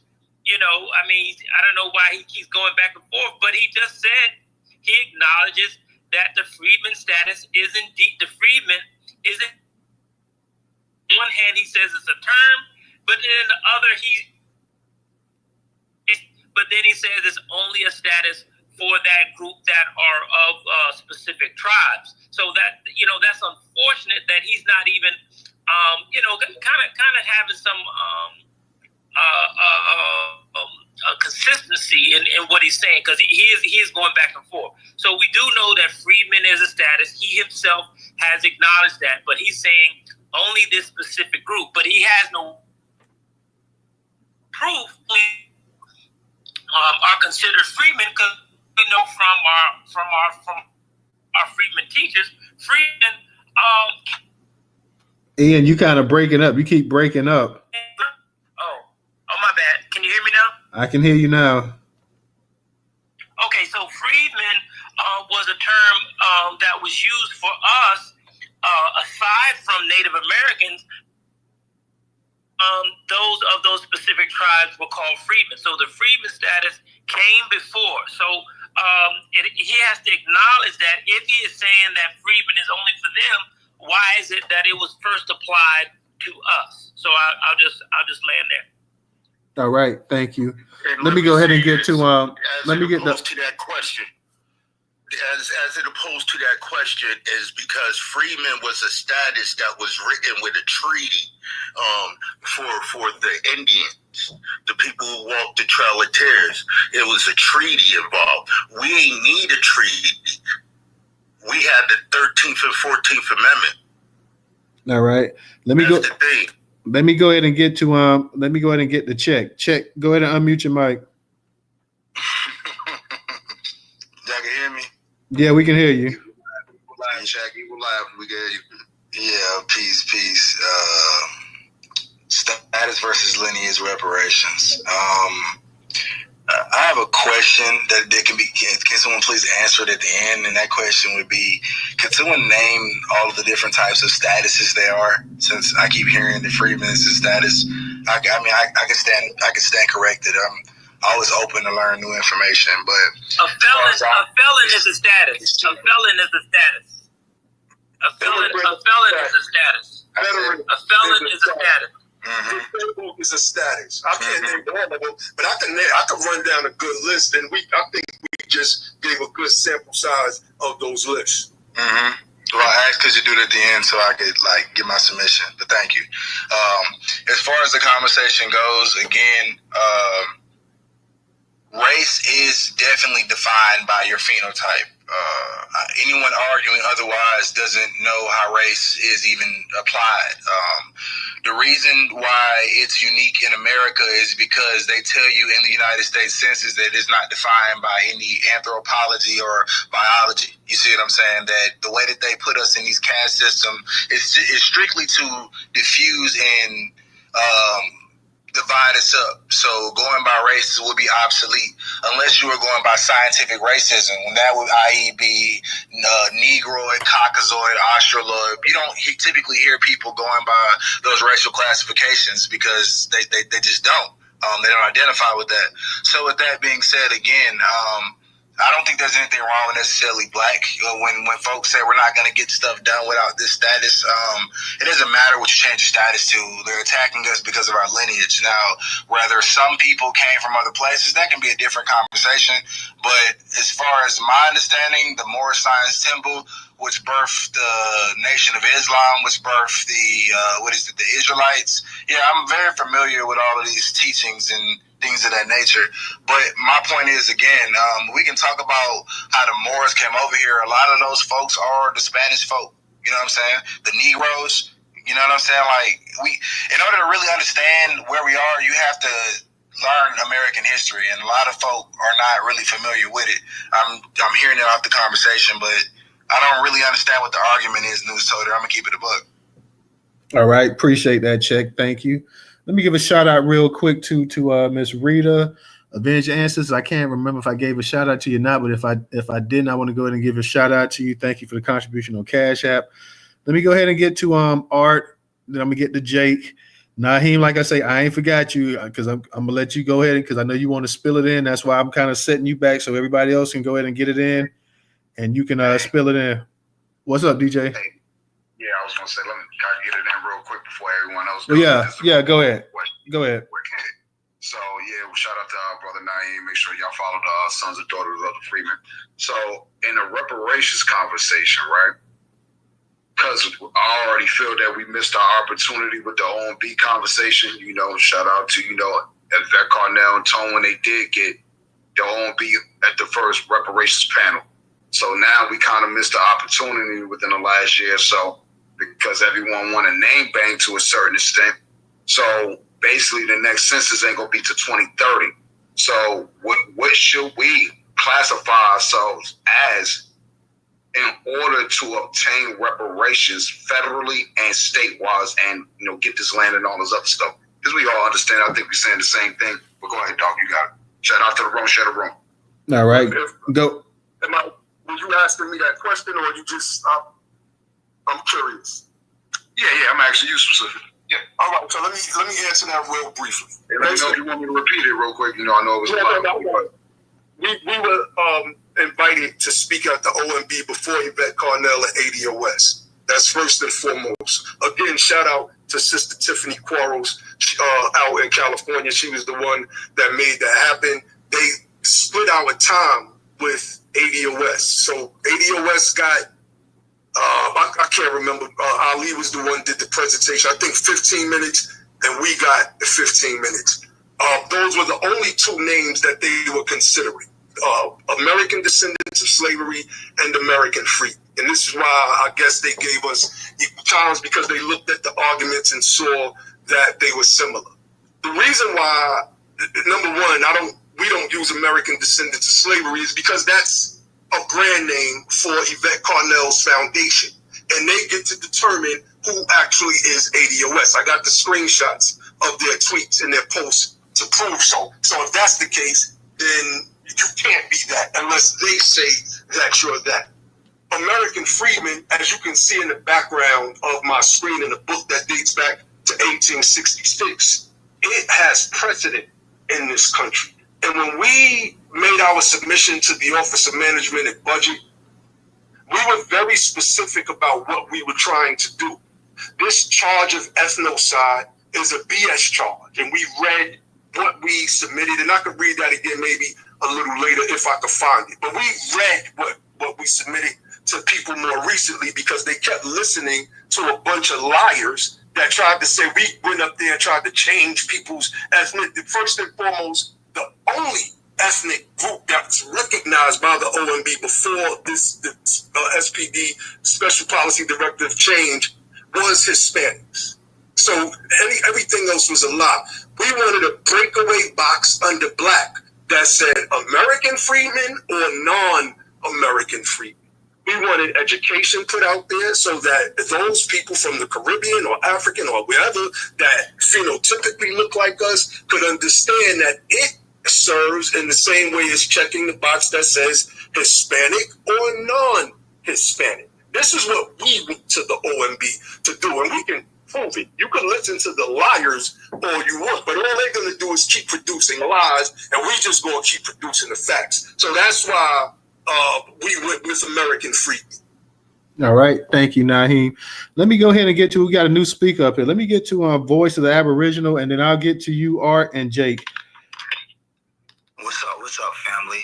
Anybody who's trying to persuade you to identify as a freedman is literally putting you in a trick bag. First and foremost, freedman is not a legal status at all. Let's get that understood, right? Secondly, he's trying to connect freedmen and this identity to reparations. It's not going to happen. Freedmen, Negro, all of these are misnomers. Even freedman is a misnomer as well. So to try to go away from one misnomer and try to connect to another misnomer is blasphemy, my brother, period. In order for us to in order for them to even entertain reparations for us, we have to be operating under our indigenous status. Why? Because all of these other identities they fall under racial identities. And guess what happens when you fall under a racial identity when you're trying to get reparations? You will get hit with discrimination, right? If you don't believe me, go look up the reparations that they was trying to pass in Illinois and how the white people of Illinois literally sued them for discrimination. So anytime somebody trying to take you down this little rabbit hole, Freedmen, this, that, and the third, trying to show these bills ain't walking. These bills is feel-good bills. Understand, right? When they do these bills, they always talking about they got to do a study or something. No. We don't need no study. When you stand on your indigenous lineage, understand that is a political identity, right? It's a political identity, not a racial category. And what happens when you stand on your indigenous identity? Now you can operate autonomously, which is self-government, right? So when it's time to talk about reparations, you have a government-to-government relationship with the people that's supposed to pay you reparations. So if anybody talking about Freedmen or any of these other identities, ADOS, whatever these identities is, it's really blasphemy for real. But when they talking about this, tell them what about self-government, right? How are we going to have a government-to-government relationship with these entities so we can actually receive what's owed to us? And if they're not talking that, then they really not talking nothing. Freedmen, after Freedmen, it was the 14th Amendment that passed after Freedmen, right? So Freedmen is a worse status than the 14th Amendment status, and the 14th Amendment status is a second-class citizenship. Right? So you talking about all this Freedmen and God status, this, and the third? It does not. The only status that applies to Black Americans is for them to operate in their indigenous status. That way it can be politicized. And not only that, they can also operate autonomously in government. And that way, when it's time for them, they have recognition from an international level and not just a level of, oh, I'm begging my oppressor or I'm begging this government to give it to me. And I'm just hoping that they pass bills to make it happen. No, we don't do that. We operate autonomously, and we got to deal with local laws, and we also got to deal with international law. And that's what they want to take you away from by keeping you local. All right, let me respond to him real briefly. First and foremost, So he's just going to cut the line like that? I'm Hold on, Jake. It's his topic, so he got a right to do it because he want to respond to his today. But you got your hand up. I just want to say real quick, Nyhiem, just real quick. So before you say anything to him, that's why I'm asking, because 2030 will be here before you know it. That'll be our next opportunity, in my opinion, to really obtain some type of form of reparations, restitution, repair. You feel what I'm saying? Because we would spend so much time arguing what we were calling ourselves, voice. So just give 20 seconds real quick. What do you think our ethnic identifiers should be? Go ahead. Already said right after that. American. Oh, you asking him that? Wait. Yes. Well, hold on. Who are you asking the question to, DJ? Voice. Oh, okay. All right. Yeah, our ethnic identity, we need to be operating as indigenous people. So Black indigenous people, making a distinction that we're not talking about those indigenous people. We're talking about a distinction lineage of Black people who've been discriminated against. What is the exact name? What is the exact? Hold on, let him finish. And stop Black talking off indigenous Americans, indigenous Black Americans. All right, go ahead, Nyhiem. This is another one of the people. I asked Grok to search his profile to see if he's ever posted proof that he descends from some Aboriginal pre-Columbian Black indigenous tribe. Grok said no. So I'm going to ask him right now. Show it. Screenshot it. Show it. Screenshot it right now. Hold on real quick, voice. Hold on real quick. Go ahead and let Nyhiem finish, and then Nyhiem, so we can go ahead and get to some of the other speakers too. I just got a question for. What's the name of your Black Aboriginal tribe?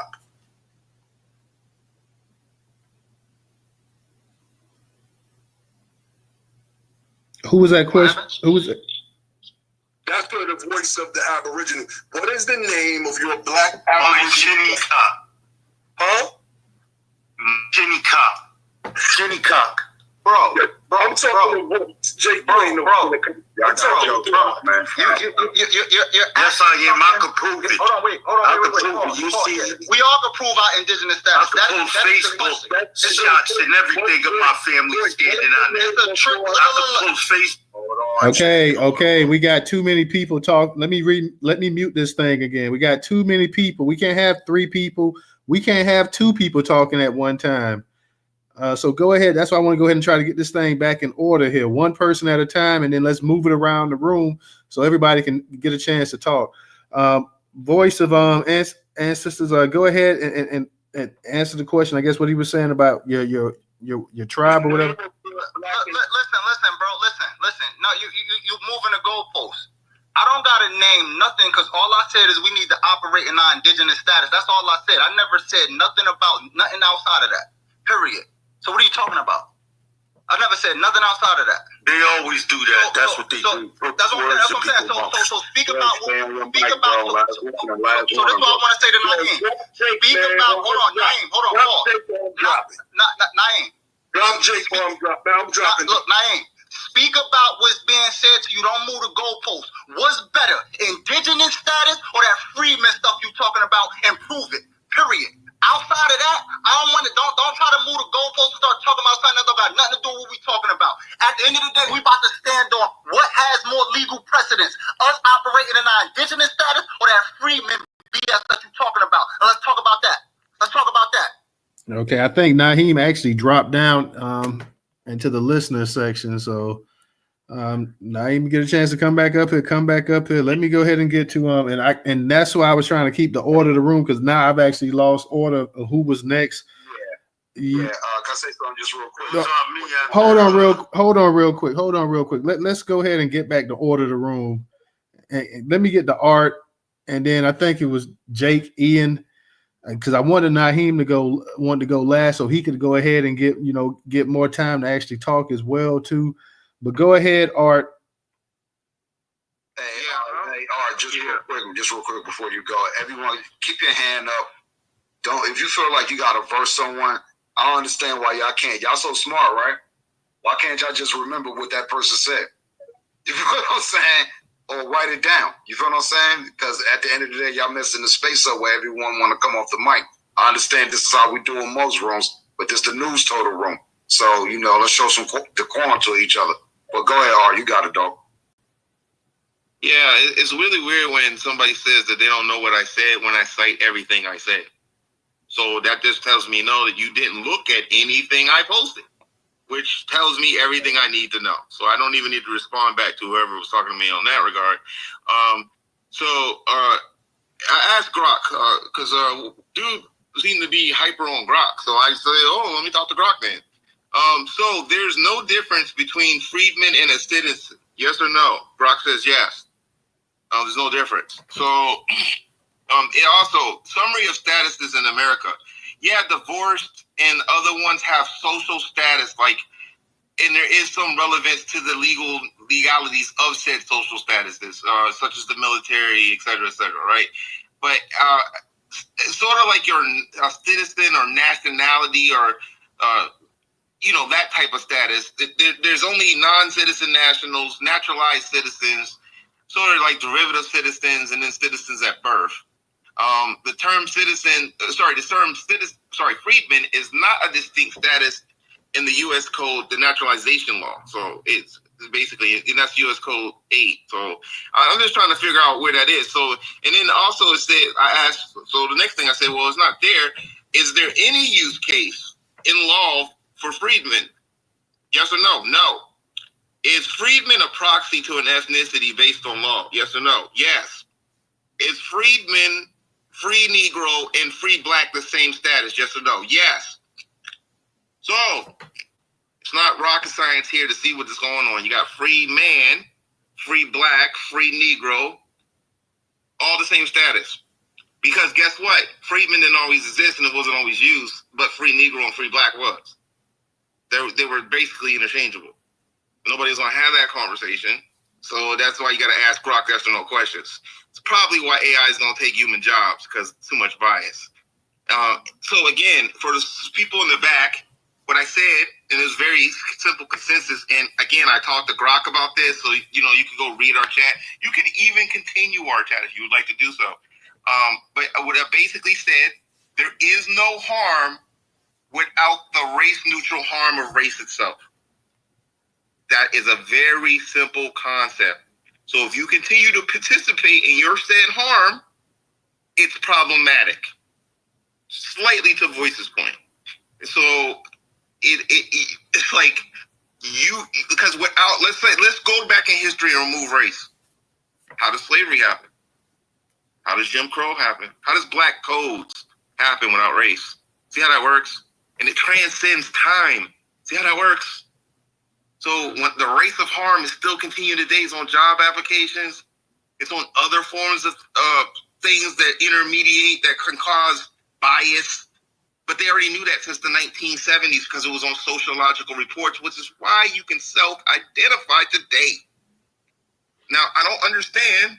Saying the room ain't recorded. I wish it really was. But The room is on. It's on Twitter. It's on YouTube. Y'all can go to YouTube, the News Total YouTube page, and check this.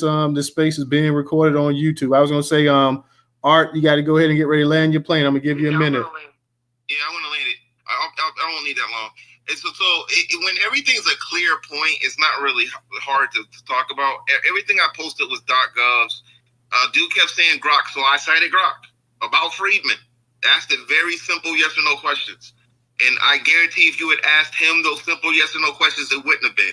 And so if you think that you're going to go to somebody with a situation that's already knee deep in stress to begin with, right? When it comes to reparations, but on top of that, you're gonna confuse people with some status when free black and free Negro, which honestly would be ethnic groups because of the time those terms were used. You know, timing makes a difference. But I digress. I'll land it there. Yeah, just real quick again for the record, just to not stir the pot. The reason why I'm asking about this own beat gang situation, because that really did happen in real time. When we were up here name banging on each other, I'm Ados, Freedman, Negro, with the woo. Okay, nobody got a check. So it's like we missed a real elmatic opportunity. And some of the sisters did try to bring that to our attention. It really don't matter what you call yourself, because we got identify under, this one banner of, whatever it is we wanted to be. But we couldn't come to that conclusion. Just like kind of like right now. We ain't coming to a conclusion. How we gonna get our money that when we go to Washington, like Dr. King got his life martyred for, to get our check, man. You know what I'm saying? So it's like we got some real soul searching to do. But go ahead, Toto. Whoever want to go or whatever next. Because I'm gonna let Jake and Ian go real quick. If Nyhiem wants to come back up here, he can. If not, I sent you the microphone back, Nyhiem. I sent you the microphone back. You know what I'm saying? This and like you said, this it's Nyhiem title of the show, right? So it's like, hold on a minute, he got a right to say and go back and forth where you want to go back and forth too, because that I understand that too, Nyhiem. It's like, when you ready in the mix and you debating somebody, it's like battle rap. I'm ready to eat you up as soon as my go. Don't interrupt, you know what I'm saying? But go ahead though. Go ahead, Jake. I'm gonna give you 3 minutes. I got you, Rella. How you doing, sister? Yeah, I had post something in the Jumbotron, and damn, hold on. All right, I posted in the Jumbotron. The term Freedman was tied to race, especially for Black Americans during slavery. It describes Black people who were not enslaved, either born free or emancipated before the Civil War. So, and it goes on to say, think of Folk Douglas.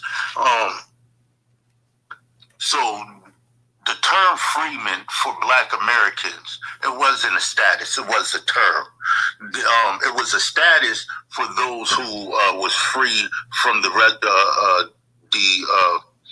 Indian tribes.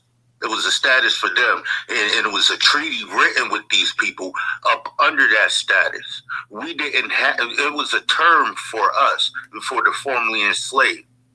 What freed us, not that term. Matter of fact, if you look at, like I said earlier, if you look at the Constitution, it says the formerly enslaved. And as it opposed to individuals going to the OMB, I said it earlier, right? We blew the lid off it. These people tried to go to the OMB and backdoor us like Jesse Jackson did, and changed our name from Black to goddamn African American. So that's what these individuals did. Brother JoJo blew the lid off of it, and we immediately went in action and broke that party up. We got the telephone conversations. Matter of fact, me and Brother Mark from the Soil, we had a space playing the telephone these people calling in trying to change our name. But we showed up, matter of fact, and it's documented. Sisters who help organize and get us near for to recognize like 18, breaking up a little bit, Jayden. Like 18. You can hear me? Yeah, go ahead. Like Yeah, you gotta get ready to land it though. All right, like 18,000 people showed up and showed out standing for Black Americans. Total far as FBA, ADOS, and Freedmen, it was only like 500 of them. So the majority ruled. The majority already voted on being Black American. You don't see videos trending. We're Black and proud.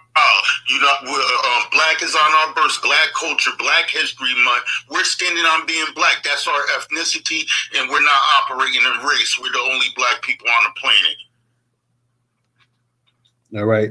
Now, Jake, I'm going to go ahead and drop you down because Nyhiem said that he's not going to come back on the stage unless we drop you down. So I'll go ahead and I'm going to drop you down so we can bring him back up here. Go ahead, Ian.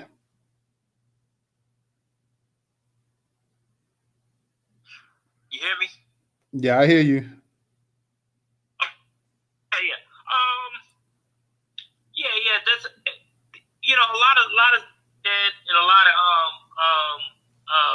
a lot of what they're saying. They're going back and forth on what they stood for. Race or slavery is not based on race, right? Slavery is an institution that is not race-based, right? It developed into a race-based institution, but slavery itself is not a race-based institution. It is slavery. Anyone in the world can be slave regardless of race or ethnicity, right? So slavery has an economic motive, right? And without the economic motive, you're not going to be enslaved because of your race. There is no case where, because you're Black, I'm just going to enslave you without an economic incentive. And so that's what they're leaving out in their discourse. There has to be an economic incentive. So you can't say race, and then leave out the fact that without the fact that these slaves are making money, right? They would not be enslaved. So the first reason that freedmen were enslaved was for economic reasons, not because of race, right? The race is secondarily to the fact that we were enslaved because we were used as a money-making resource, right? And so we have to attack it from its foundation, right? And because we understand, based on what Thomas said, right, and even what the brother Boyce said, he said we can no longer use these race-based tools, right, to get reparations, right? And so we're on the same page. So he's actually using the same methodology that Freedmen laid out. Freedmen are the ones who laid this out, right? Singly, it wasn't ADOS, it wasn't FBA. Freedmen were the ones who laid out this methodology that you can no longer use race as a tool to get reparations. So the brother Boyce said the same exact thing. What he's saying, and he agrees too, is that status is the way. So both Jake and Boyce have agreed that status is the way to go. So Jake says that status was used for those within the Native American tribes, and then Boyce says we need to use status, but he doesn't believe that freedmen, the word freedman, right, is in fact a status, and that really what it boils down to. That's what Jake is saying, that it's just a term, right? It's just a word, but he's going back on himself because he acknowledges it's not just a word, because it's used as a status with regard to those tribes who enslaved freedmen. So we have to stop going back and forth. We have to have some intellectual integrity.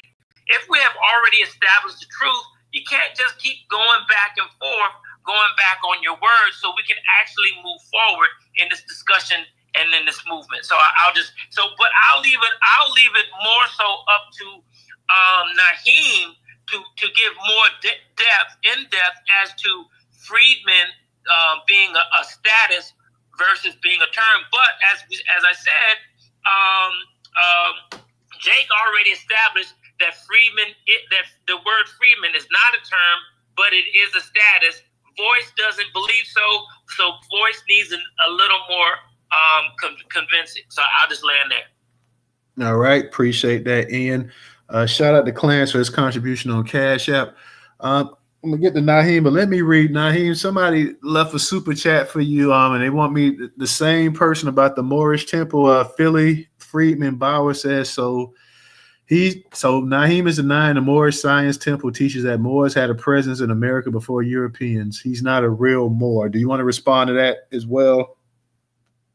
Listen, we can talk about our people. Like you gotta understand what this guy just did with that comment. I am a master of argument and understanding logical fallacy. That's why I didn't understand how this space was going, because I wasn't able to directly respond to people, which is what I thought I was doing in this space.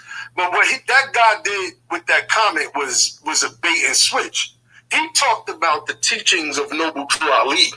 Now he's switching that and he's talking about a Moorish or black presence in the Americas prior to the Europeans. Those are two different things. So what he should have did with that super chat, News Toda, was quoted from Noble Drew Ali's direct teachings out of the Circle 7 or out of the Moorish literature that backs up what he said in that initial super chat. And he did not do that. So now he's trying to make it just seem as if I'm on some, there was no black presence or Moorish presence in America. Miss me with that.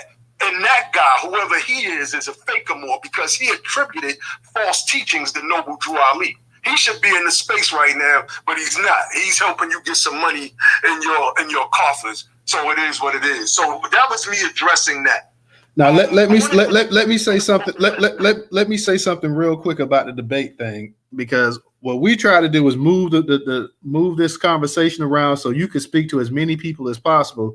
Now the thing with a debate is when somebody says something and then you respond, then that person wants to say something again. Then you respond. Then if we go ahead and let you respond last, and that person wants to say something again, and this and that or whatever. So a debate normally is a back and forth, back and forth, back and forth, back and forth. That cuts down the opportunities of you actually having a chance to speak to other people in the space as well, too. So we're trying to move the space around as much as possible so you can get as much time to talk, but you can speak to other people as well, too. There was 6, 7, 8 other people up here that want to speak to you as well, too. So, the back and forth, that means that, hey, you're not gonna be able to speak to this person or that person, whatever. And I want to try to allot you as much time as possible as well, too. So maybe that was a misunderstanding or whatever. But I mean, I know from being in the House of Consciousness and stuff, when you guys generally had a debate, generally it's just one person or whatever. And the debate is a back and forth between two people, which we couldn't really have that because no one person came up here they would have came up here from the beginning just to debate you and say, hey, me and Nyhiem, we're going to debate or whatever. But we've had multiple hands raised, multiple people wanting to say something as well, too. So we were trying to go ahead, and me in particular, I was trying to go ahead and move the conversation around as much as possible so you could field as many questions as possible and as many people as possible could actually ask you something or respond or whatever as well, too. But go ahead. So in the House of Consciousness, after the debate where there's a one-on-one or after a presentation, Sarnetta opens it up for everybody to jump on and ask either the presenter or the debate participants their questions. No, there's no 4 or 5 people ask questions, then you respond. You get to respond directly to the person that's trying to challenge your point or ask you a question. I just want to clarify that. So, and I want to get to what Jake was saying, because Jake is a liar, and everything that Jake said is just a bunch of lies. I was trying to have a back and forth with Voice of the Aboriginal, but Jake kept interrupting because he knew my line of questioning, and he knew that this guy wasn't going to answer which tribe he comes from. Because if you're claiming to be Aboriginal, then you should be able to tell me the name of your people. They had to have had a name when they were here. This dude, Art, for instance, right? I asked, this was about maybe a year and a half ago in Buffalo space. I asked him directly, what is the name of your oldest ancestors? This dude named the oldest indigenous ancestors. He named a bunch of white people. This is who he named. People with the last name of Washington. I can't even remember the other name. So this is just a bunch of pseudology that these people keep recycling in their talking points, and they're asking bad faith questions like the one that Jake asked. So I want to do this real quick because I know that you're trying to move this conversation along, brother. And you know, I don't like to be long-winded, but I do like to respond to certain things. I want to read our submission to the OMB. That's if you don't mind. It's not long. Go ahead. Okay. Greetings. This was a template we wrote for everybody else. Insert your name. What year was this? This was what, 2 years ago? When the OMB, this was about 2 years, I believe 2 years ago, when the opened the Office of Management and Budget was, you know, we caught lightning in a bottle because of the MENA group that were trying to get reclassified because they weren't receiving, as Middle Eastern and North Africa, they were Africans, they weren't receiving the proper resources because they were classified as white. Well, they opened it up.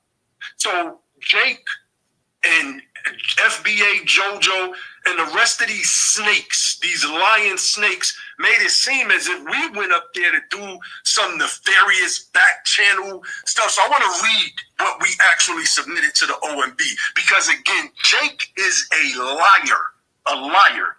Greetings, I am, insert your name. I am writing to submit our recommendations to the Office of Management and Budget, one of which is to add American Freedmen as an ethnic identifier in a revised version of SPD 15. I am offering 3 separate recommendations, which are based on. So the reason why we use the term, as an ethnic identifier, because like I said earlier, we wanted a breakout box under black that said American Freedmen or non-American Freedmen. Black American is not an ethnic name. I don't care if 100 million people around the world say Black American. That is not an official ethnic name in the Office of Management and Budget or on the census. So Jake is a liar. And those people that are first and second generation immigrants, they have black on their birth certificates too. If you even see race on birth certificates, because they don't even put race on birth certificates anymore. The dude is just a liar. He's just a liar. So these were the 3: ethnic name, replacing the term race, updating the definition of black. Recommendation 1, American Freedmen has been used to recognize African Americans, those emancipated from slavery, and I use the term that they already have on record for us, which is not Black American. In this country has its own ethnic designation in the past. Because Reconstruction was short-lived for American freedmen, 12 years approximately, usage of the term fell out of favor for terms more suited to and rooted in slavery: black, colored, and Negro. These labels became static in identifying our unique population.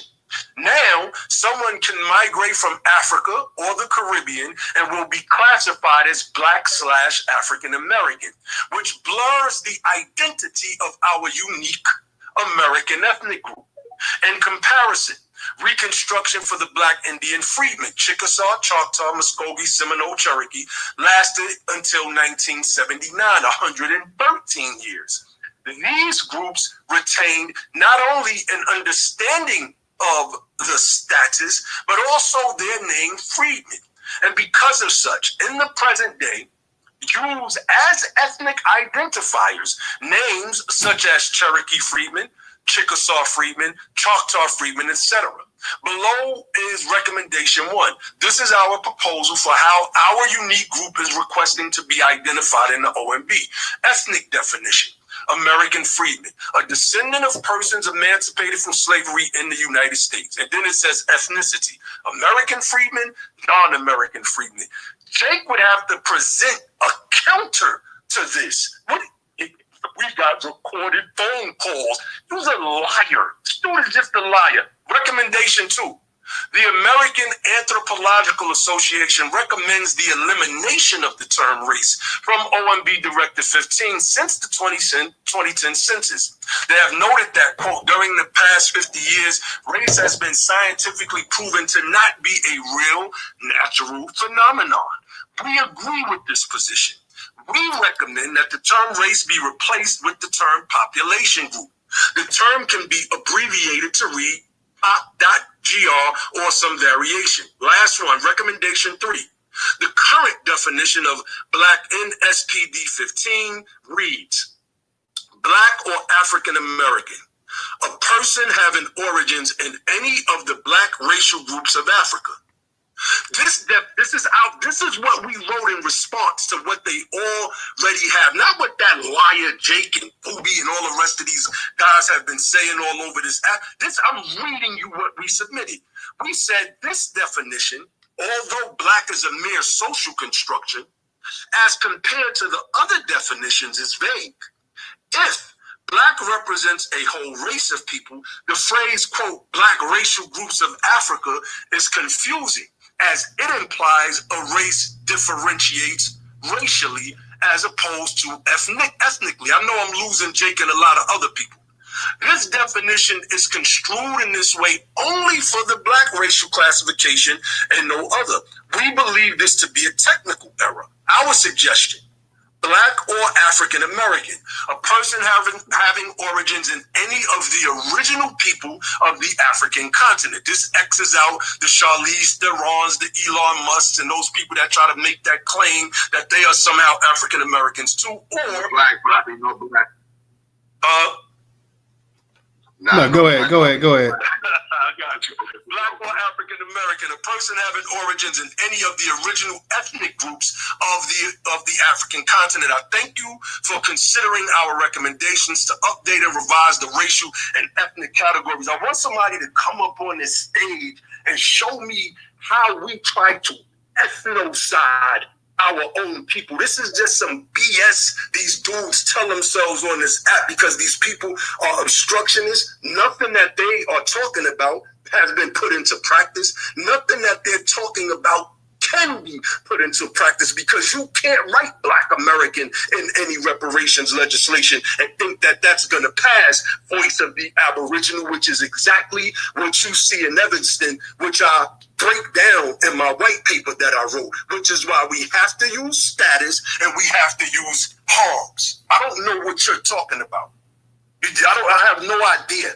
So Nyhiem, you said that we are the only ones who. Hold on, Ian. Hold on, man. Hold on. You got other people that got their hand up. No, I was just asking about what he wrote to the people that got their hand up real quick. And I wanted to say something just real quick. Okay, It's trying to come up here. I don't know what's up with y'all phone. You know how X do. Y'all got to uninstall and reinstall Twitter and restart your phone. Make sure you restart the phone. That's the most important thing. Close out all of them other apps that you're running in the background. You're not using Facebook and Instagram while you over here. Put your phone on the charger. Get on the Wi-Fi. Go ahead, News Total. You got it. Can I ask a clarifying question about what he wrote? Right. I'm not trying to start another discussion. I just wanted to clarify something. Well, yeah. Let me real quick get to the hands that was up real quick, and let me get the voice of the ancestors, and I'll come in and get back to you. Yeah, so it's very like we gotta understand when a person is talking, listen to what they're saying because they're trying to spin narratives for their own gain. Understand this, bro. If you ask me a question and I choose to answer the question or I don't, you can't assume anything based on what I say. So if you ask me my tribe and I don't share my tribe with you, That does not mean I don't have a tribe. Another thing, if you ask Gronk, if a person has a person ever showed lineage of this, that, and the third, and they never showed their stuff on the app, then that doesn't mean they don't have it. So when you hear these type of talking points, I need y'all to use your common sense. A person is trying to spin a narrative. We're not going to allow these people to spin a narrative. Secondly, the only thing you just show and you want to feel important because you really not, right? You sent something to the OMB, right? Which means you're asking permission, but you don't even understand how to have a jurisdiction government to government conversation, and you're not trying to self-govern yourself. And you know you're not. If you look at the Jumbotron, I put up the international rights. We're going to read some international rights so people understand what's going on when we talk about our indigenous status. And understand what indigenous means. Indigenous means you are the first inhabitants of a landmass. It doesn't have to be America, any landmass. If you are a first inhabitant of that landmass, that makes you indigenous. You can be indigenous to Africa. You can be indigenous to China. It doesn't matter. Indigenous just means the first inhabitants. Black people are the first inhabitants of this particular landmass. So we got the General Assembly, which is international law, right? Basic principles and guidelines on the right to a remedy and reparation for victims of gross violations of international human rights law and serious violations of international humanitarian law, right? What does this mean? What this means is when we talk about a remedy and reparation, the small hats didn't get reparations for a Holocaust. They got reparations for genocide. You need to understand the language, right? Violating international humanitarian law.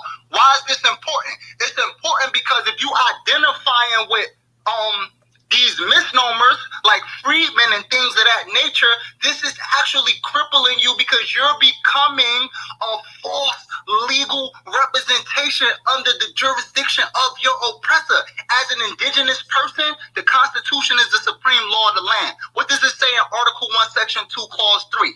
Indians not taxed. What does that mean? That means that Indians are not under the jurisdiction of the United States, right? Which means they can have government-to-government transactions. This is why a lot of indigenous tribes, you could look it up, they actually got reparations. Why? Because they was able to have a government-to-government contact. It's the same thing that happened with the small hats, the Jews. How did they get reparations? Because they got it too. Because they created their own nation first, right? They created their own nation and was able to have a government-to-government transaction between Germany and Israel, and this is how they was able to get their reparations as well. So when we talk about reparations, we have to understand that it's deeper than just your local laws. You have to appeal on an international level as well, right? So I read you the General Assembly, the guidelines for the right to remedy and reparations. Now we're going to go to UNDRIP, the Universal Declaration of Rights of Indigenous People, meaning there's a framework for those who identify as being indigenous. And so we're gonna go to Article 3, right? Is it Article 3? We're gonna go to Article 4. Indigenous people, we're going to go to Article 3 first. Indigenous people have the right to self-determination, which means you have the right to identify in your indigenous status. By virtue of that right, they can freely determine their political status and freely pursue their economic, social, and cultural development.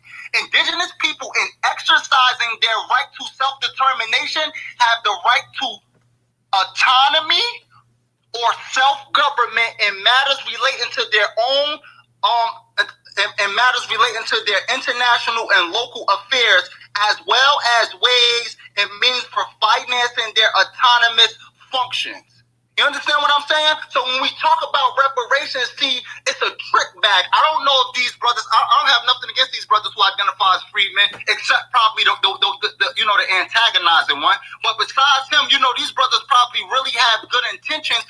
But see, some people like this dude, Nyhiem, he put you in a trick bag to where you don't even pay attention to the frameworks that you're supposed to be paying attention to. So no, we're talking international as well as we talking local, because it all matters. And the only way for you to be autonomous and be able to have a government-to-government reparations claim is to be operating in your indigenous status. This is why they show you Asian, Mexican-looking people as being indigenous to America. It's a trick bag. Your oppressor. I got you. I got it. Let's walk through this real quick. Oh yeah. Let's walk through this real quick. So, which Indian tribes in the United States of America received reparations not based off of the U.S. framework, but based off of the international framework? I just showed you that. See, now you're moving the goalpost. I just gave you an example of somebody who received reparations based on the international framework, which was Israel. Stop. I asked you about Native Americans. No, wait. No. It's an irrelevant question. It's not an irrelevant. No, it is. It's not an irrelevant question. Come on, bro. Have the conversation, bro. He's not trying to have the conversation. Let's have a conversation. Okay. Okay, so Okay. No, it does matter. Oh, wait, okay, so let me ask you a question. Hey, let's do this, boys. 20 seconds, bro. Okay, right? 20 seconds. Okay, cool. Listen, right? First and foremost, I don't have to answer that question because it's in bad faith. The problem is this, right? It don't have to be with the international law that we get reparations. It can be a local framework, but we have to have both, and we have to operate from a government-to-government style. So the government-to-government thing still stands regardless if we're going international or local. Go ahead.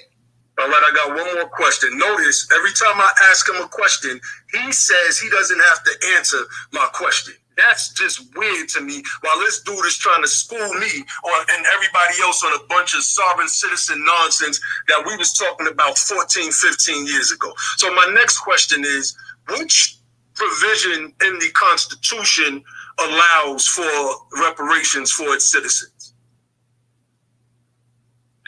Like I said, you're trying to move the goalpost. The reason why I'm not answering this brother question, because like I said, it's in bad. Listen, hello? Listen, go ahead. Everything that he's saying is in bad faith. He's not addressing what I'm saying at all. He's trying to ask questions to get away from the conversation. That's called diversion. That's called diversion. He's diverting the conversation and trying to ask specific questions, and whether I answer those questions or not supposed to tell something that it ain't telling, because he's not addressing what I'm actually saying. You can't use the technology with me, my brother. You cannot do it. I'm on point. Stick to the topic. Stick to the topic. Sure you are. I'm sticking to the topic based off of everything that you said. I asked you first a question about international provisions insofar as Indians receiving reparations based on an international framework. You said you don't have to answer the question. I asked you another question. It's called let me teach you, little dude, because you don't know what you're talking about. It's called the First Amendment, that states that the citizenry has the right to petition its government for a redress of grievances. Those of us who are citizens in this country, we have the First Amendment. We have the United States judicial system. The framework, the international framework does not apply. We don't need it. Those countries that do not have good governmental frameworks or do not have good judicial frameworks, they need the United Nations international frame. Bro, we've studied this stuff so long. You're a new low dude that's talking a bunch of sovereign. Because if me and you had a real debate and back and forth, I would be destroying you right now. Easily. Easily. I'm just letting you know that. Bro, you're not destroying nothing, bro, because what you're trying to do, like I just said, is you're trying to use trickery when you have a conversation. I'm not going to allow you to use trickery when we have a conversation. Look, read the title. The title says we're talking about reparations, right? And you're talking about this Freedmen versus Indigenous status. What holds more of a precedence for people to get reparations? People got reparations based on their indigenous status. They never got reparations based on them being freedmen, right or wrong. Answer that question. Well, your boy Jake said Elizabeth Freedman. She got reparations based on being a freedman. Like, y'all just all over the place. Next. My brother, answer the question, right or wrong? Oh, you want me to answer your question? You're wrong. Everything you're saying is wrong. That's my point exactly. Everything you're saying that's my point exactly. That's my point exactly. Everything you're saying is wrong. What the hell are you talking about? Anyone ever got I'm not gonna yell. Status. All right, so Let's move on to the next speaker. Voice ancestors. Let us move on to the next speaker because we got some other people waiting. Let me go ahead and get Wait, let me answer this question. Has anybody ever got reparations based on freedman status? Yes. The American freedmen got reparations. The Freedmen's Bureau, all of the provisions that they got, the establishing of the Freedmen Savings and Trust Bank, these things were established. Charles Sumner said they need a Freedmen's Bureau, not because, back to the status thing, not because they're Negroes, but because they are men who have been for generations despoiled their rights. The Native Americans, the Freedmen Native Americans, they have received several forms of reparations from those tribes. This dude don't know what he's talking about. Next. No, hold on, wait, pause. No, pause. next, man. Next. No. Let me.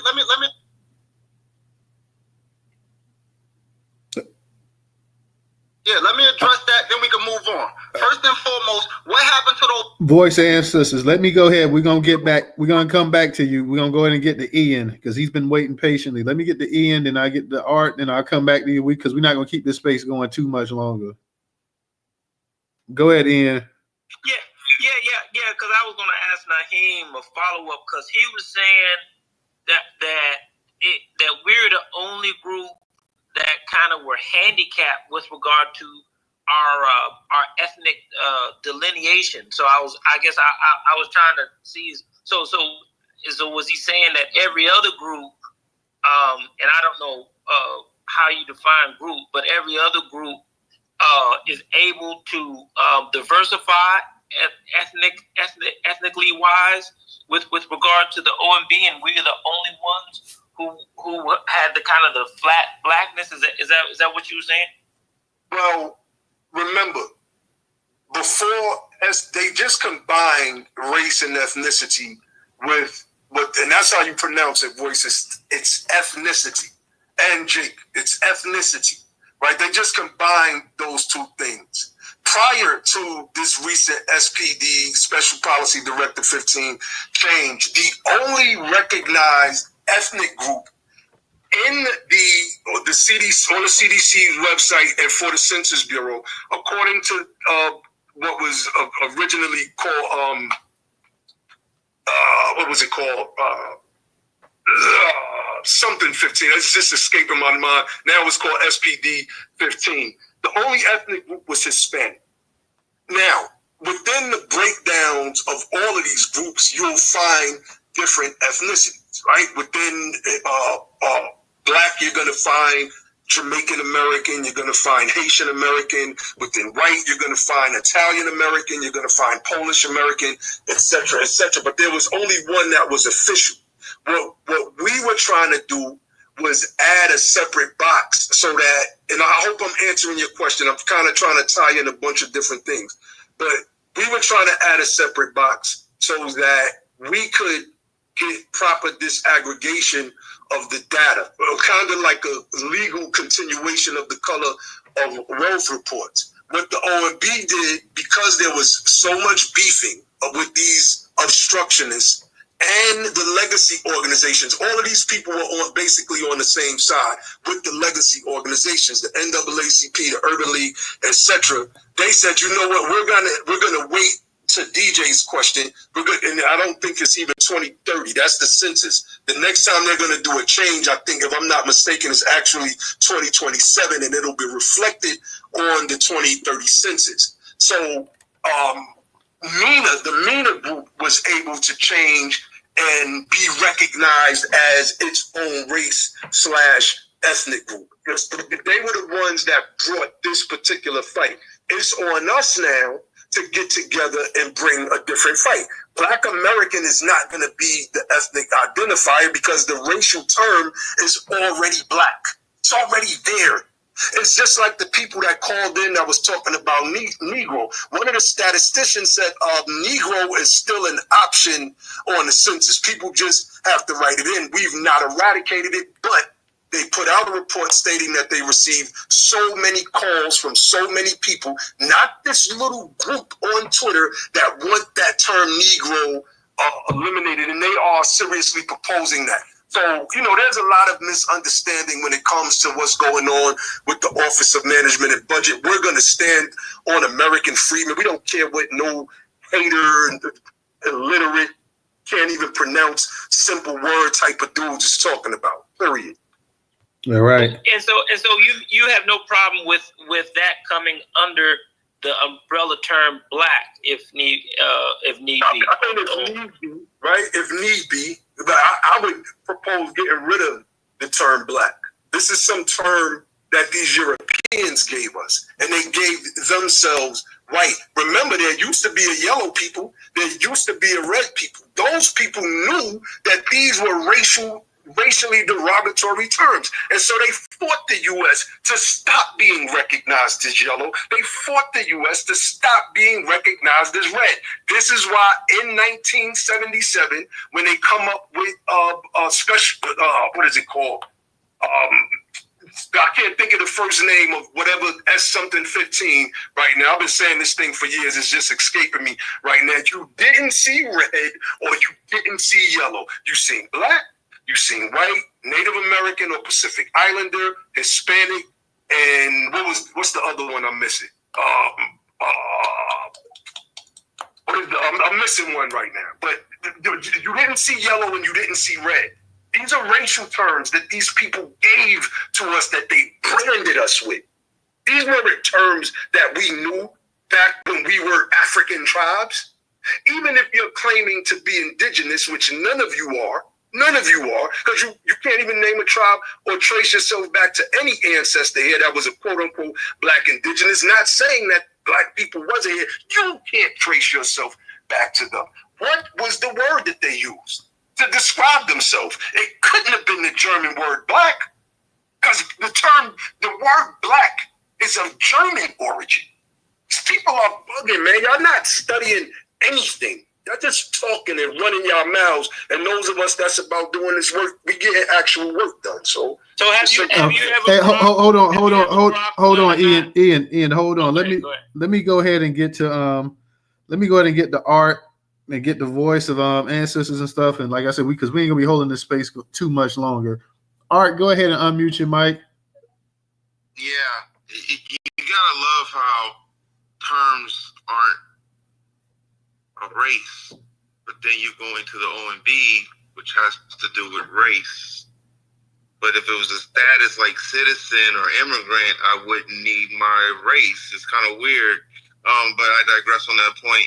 I posted, since this is actually at the census.gov or the SPD revision.gov, and it says right here, standards for maintaining, collecting, and presenting federal data on race and ethnicity.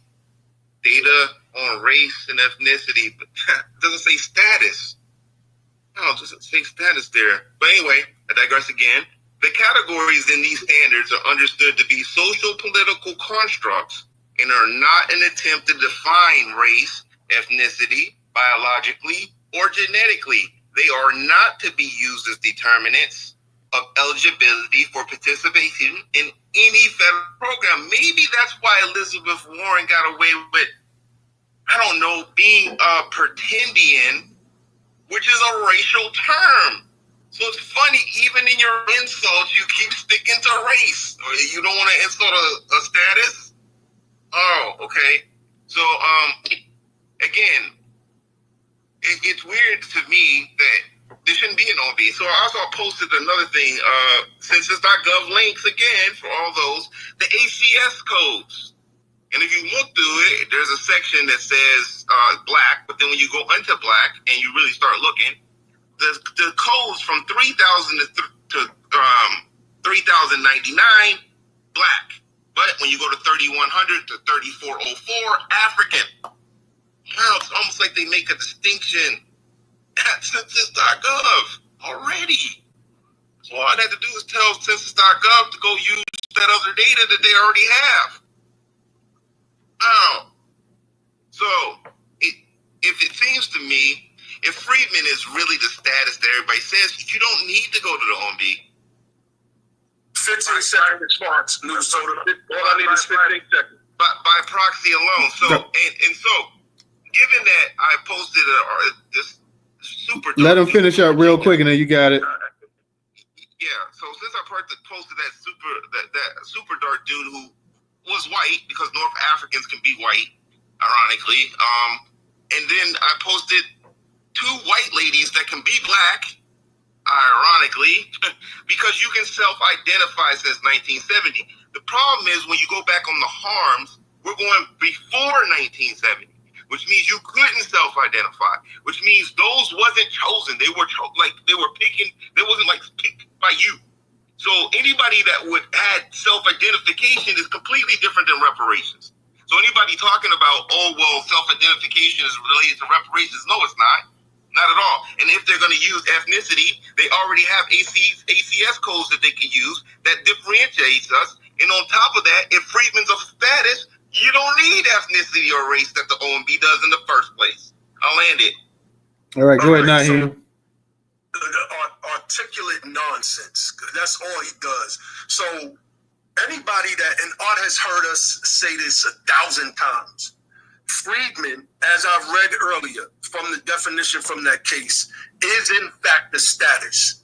American freedmen is how we were identified. And this is why we went to the OMB and said, we want this to be a new ethnic designation. And Art knows this, but just like Jake and the rest of them, they're going to keep trying to spin these BS narratives and twist our words. Mustafa Hefni was the man that came over in I know because we covered this back in 2007, 2008, that came over here from Egypt, that went to the SBA in Detroit and tried to get a black business loan, and they told him he was white. They said, you can't just waltz in here from Africa claiming to be black.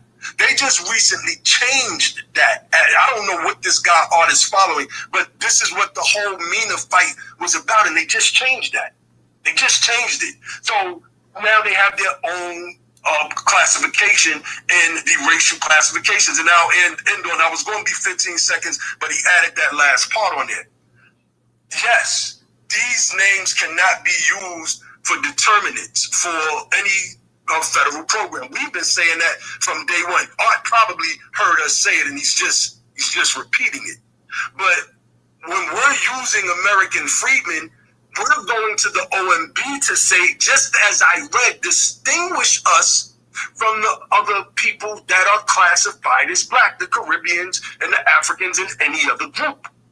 And now you get to have proper numbers on exactly who's an American freedman in this country, as opposed to this big group that they got us all in under the categorization of black/African American. It is just that simple.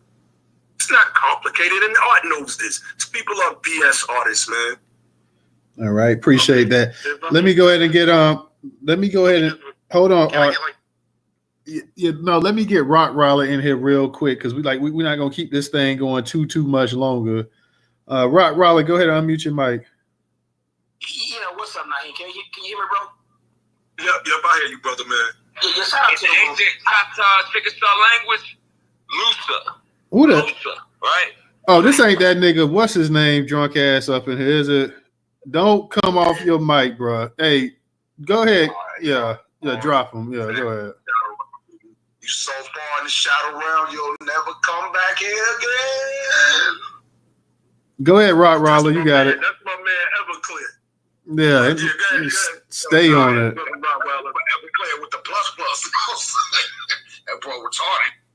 Yeah, what's up, News Total DJ? I just wanted to ask Nyhiem, because I was in this space about a couple of years ago when the Freedmen was running around saying that, it doesn't matter what we call ourselves, we just got to use Freedmen and that status to get to the bag.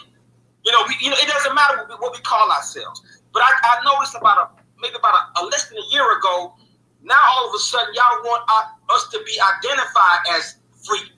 Y'all done went from us getting a bag to us identifying as freedmen. And I'm trying to figure out, when did that change? And my last question is, since freedmen is so bulletproof and so scrutiny proof, what is the number what's that number that y'all are asking for the government? That reparations number. How much money are y'all trying to get from the government, bro, under that term freedmen? And I'm a land. Yeah, shout out to my man Rock. Something about his anger, I just love that sometimes. But anyway, Rottweiler, bro, we dusted off the term Freedman and American Freedman back in 2020. You've never heard us say it don't matter which name you use. Now, you've heard people that have usurped the name frauds and scam artists like Arthur Watkins and other people that connect themselves with these frauds and these scam artists, but you've never heard us say that. From 2020 on, we've been consistent with what we would say.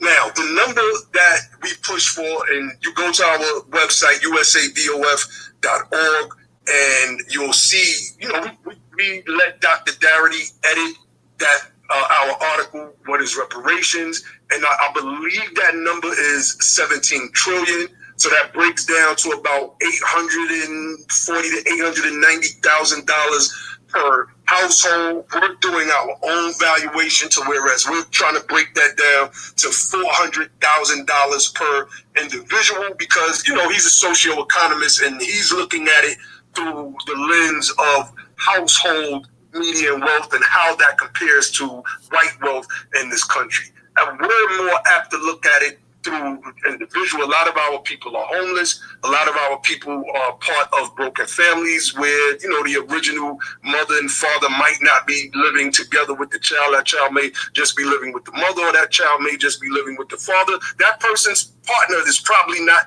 an American freedman. So we're looking to do something a little different. But right now, that valuation is about $17 trillion. All right. Does that answer your question, Rottweiler? One more question: is that $400,000 per year forever, or that's just a one-time payment? So, reparations has an S on the end of it for a reason. Reparation is just one thing. For instance, affirmative action by law is called a reparation. Reparations include a bunch of different things for us to close the wealth gap. So that $400,000 to, and some could say $800,000 gap is to help us close the wealth gap. We're talking about credit score expungements. We're talking about free college and free university. We're talking about tax-free. My brother Logic proposed tax-free for a generation, 25 years. All of these different factors that would actually close that gap so that we could have parity with the people that ensured that we stayed at the bottom for generations. All right. I think that probably answers Rottweiler's question. Like I said, we're not going to keep this thing going too much longer. I do want to say I heard a comment directed at Arthur Watkins. I don't have any issues with Arthur Watkins, so I just want to let you know I see you down there, Arthur. So I don't know if it's an issue between you guys or whatever, but I just want to go ahead and say that it is. No, okay. Well, another scam artist because I came in, dirt the name, and now fleecing people out their money. I'm not in these spaces like this, so I don't really know a lot of the actual problems people have with each other. I don't really know about, but I will propose this right here. If you guys would like to have a head up debate, we can do it here. Now that would be a one-on-one debate. Oh, set that up ASAP. If you guys want to, oh my God! I'll hit Arthur up. I don't know if Arthur. If you down, I'll hit you up in the DM. Let me know if you're interested. If not, I understand. But Arthur, he did do a space here with us before as well too. So if Arthur wants to, if he's interested in that, we can set something up on that tip between you two guys. And I see Arthur smiling, laughing. So I don't know if that's a. Yeah, he laughing at me. He might want to do it. Hey, we got to. Hit him up. Then go hit you with a pillow. I'll do that. I ain't gonna hit you with a pillow. We got a new speaker up here. Let me get to the new speaker. Is it American? Shout out to Freedman Nation. Greetings. This is Amerigeny. Greetings to New Solar and WPI and everyone else that's on the panel. Nyhiem, greetings to you. One of the things I did want to discuss, and these are some discussions that I've been having in the comment sections of several posts, and that's the conversation of conflation. When you are dealing with the Indigenous American, as well as those who were brought over from West Africa on via chattel slavery, via the task, there were a lot of conflations that have been made as a result of the debauchery that took place over here on these lands. So I want to address the conflations first. The first conflation I want to address is biological race versus race as a social political construct. These are two completely and totally different concepts. Biological race does in fact exist. We use forensic anthropology, which allows for us to actually qualify biological race. It is used as in taxonomy to further identify the human species into race, ethnicity, and then of course tribe. For instance, you may have a group of individuals that belong to the Australoid race that are part of the Polynesian ethnicity and who are a part of the Maori tribe.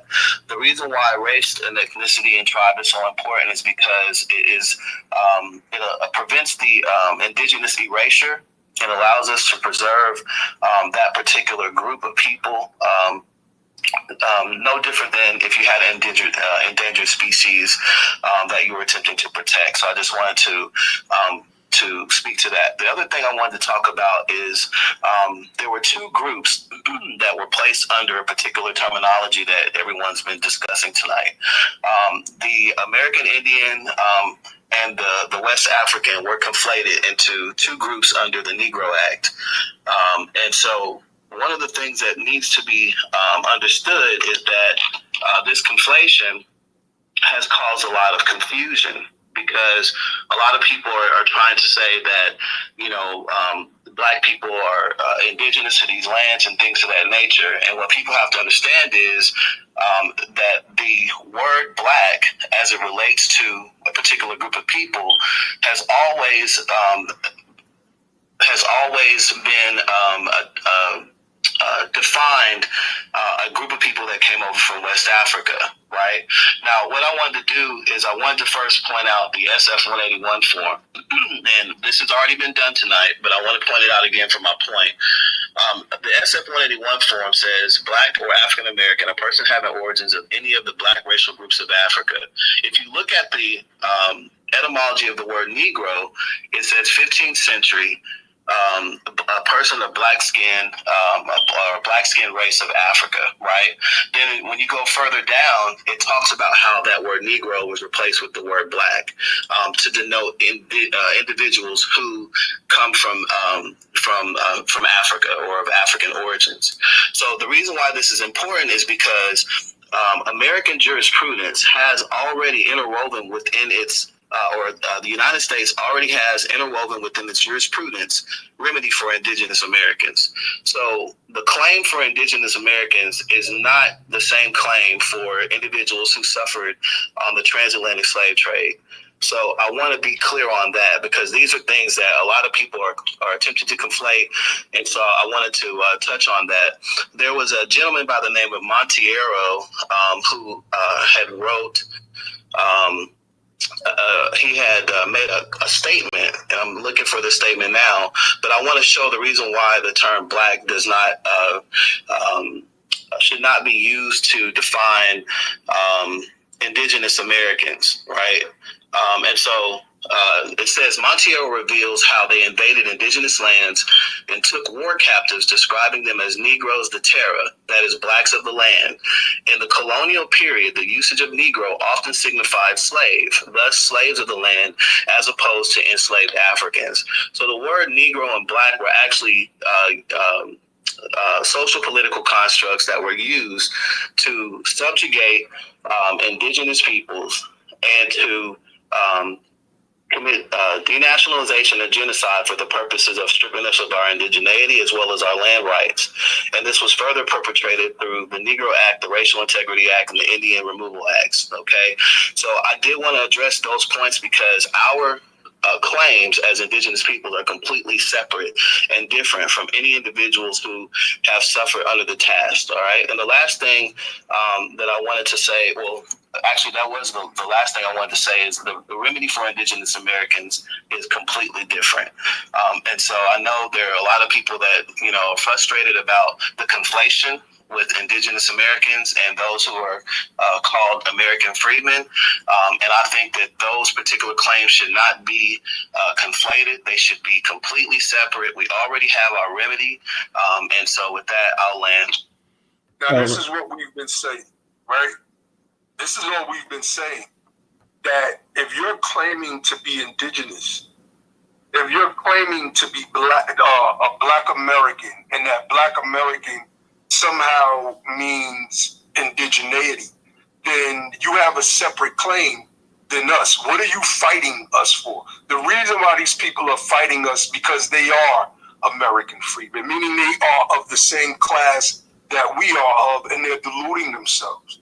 There's, I have a link, I've just, for about maybe 15 years, Virtual Jamestown, the laws on slavery, and it starts October 1629. And with each act, it gives commentary, right? Like this one, September 17, 1630. Perhaps Hugh Davis received a whipping and had to acknowledge that he committed fornication with an African woman because the legislators believed that interracial fornication was more sinful, right? Now, you keep scrolling, 1639 to 40, Act 10. This statute created a legal distinction between white and Black men. Look what it says. All persons except Negroes to be provided with arms and ammunition to be fined at pleasure of the governor and council. So by the 1640s, every white man could have arms with the exception of our ancestors. Now this one is a little more interesting, right? Let's scroll down here.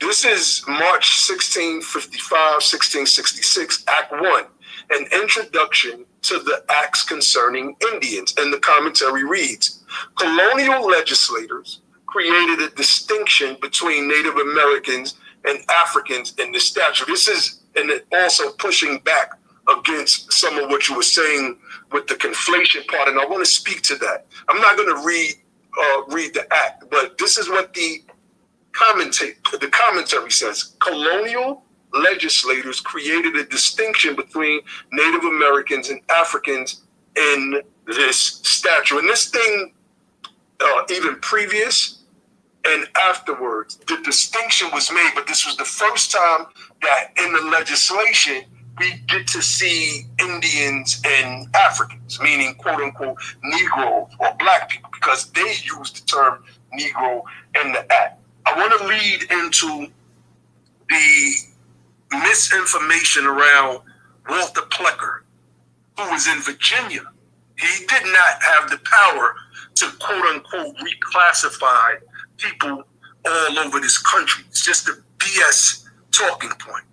What Walter Plecker did was stuck to the standard of the one drop rule. So our people, quote unquote Black people, that were marrying with Native Americans were having children. To try to not have that stain of slavery put upon those children, those parents classified those children as Indian. These are half breeds, if you will, to use that term. Plecker, and you all look this up, Plecker said, no, I am not going to recognize these halflings as Indians. I am only going to recognize them as Negroes / Blacks. This goes to a fundamental flaw in the thinking of pretendianism. These people, and you heard Jacob here talking Black American, I'm standing on Black American, right? They claim that they were half what? They were half what, Nyhiem? They were half breeds and halfling. I just said, half between what? Indians and Black people. Yeah, Indians and Black people. But I want you all to understand the flaw in their thinking. These dudes, these pretendians, security tribes, the Jakes, these fake aboriginals, etc., they claim that Black American should be the term. They also claim that Walter Plecker reclassified them as black. Why isn't American Indian or Indigenous American or the name of your tribe what you're trying to stand on? Why is it the name that you claim Walter Plecker gave you? This is supreme idiocy, and it shows the lack of intellect in these pretendian arguments. And this is what I wanted to come up here today, y'all, and debunk. This stuff is nonsense, and it's getting in our way. All right. Appreciate that, Nyhiem.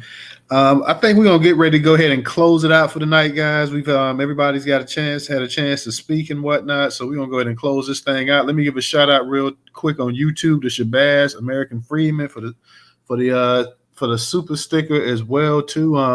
Appreciate Nyhiem coming in here and having all the speakers speak as well tonight as well too. I don't think Nyhiem will be able to get that debate with Arthur at this point in time, but maybe down the road, maybe something may change on that.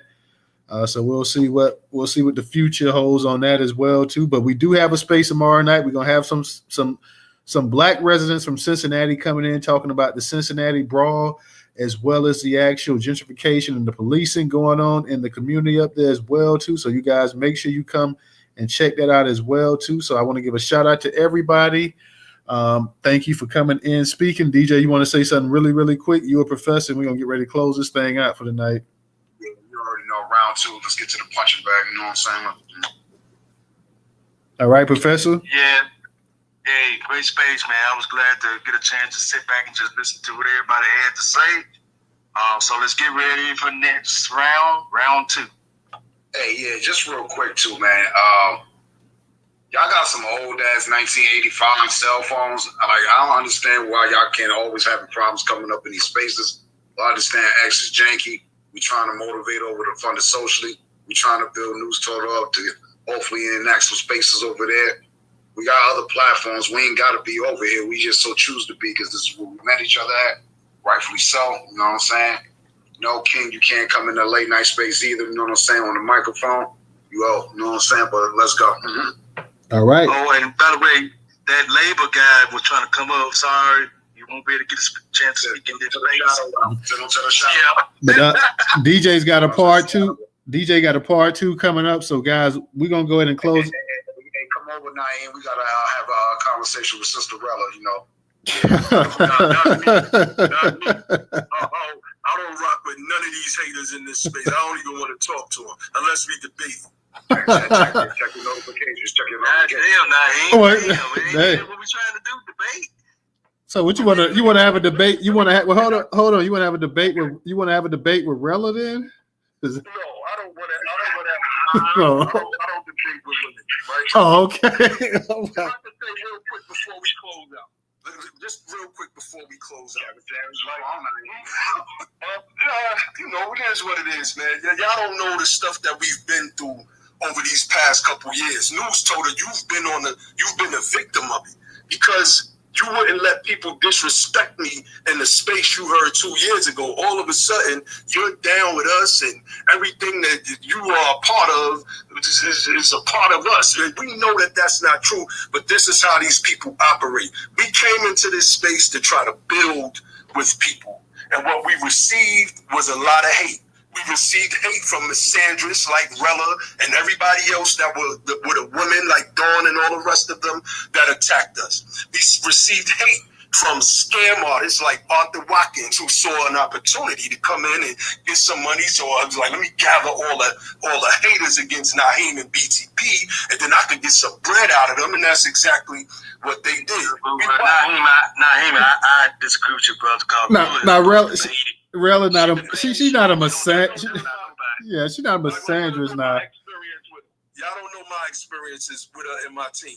So you could speak from that perspective. That's cool. I have my own. Just not to cut you off, but just from my perspective, me and Rella, we cool. We might, at times you have we have some of these spaces, and at times, things may get a little heated, but we cool and stuff like that. That's my girl, but I can't, I personally have never seen that side of Rella, but I don't know, and I know you and her got some history, and y'all not the coolest people in the world.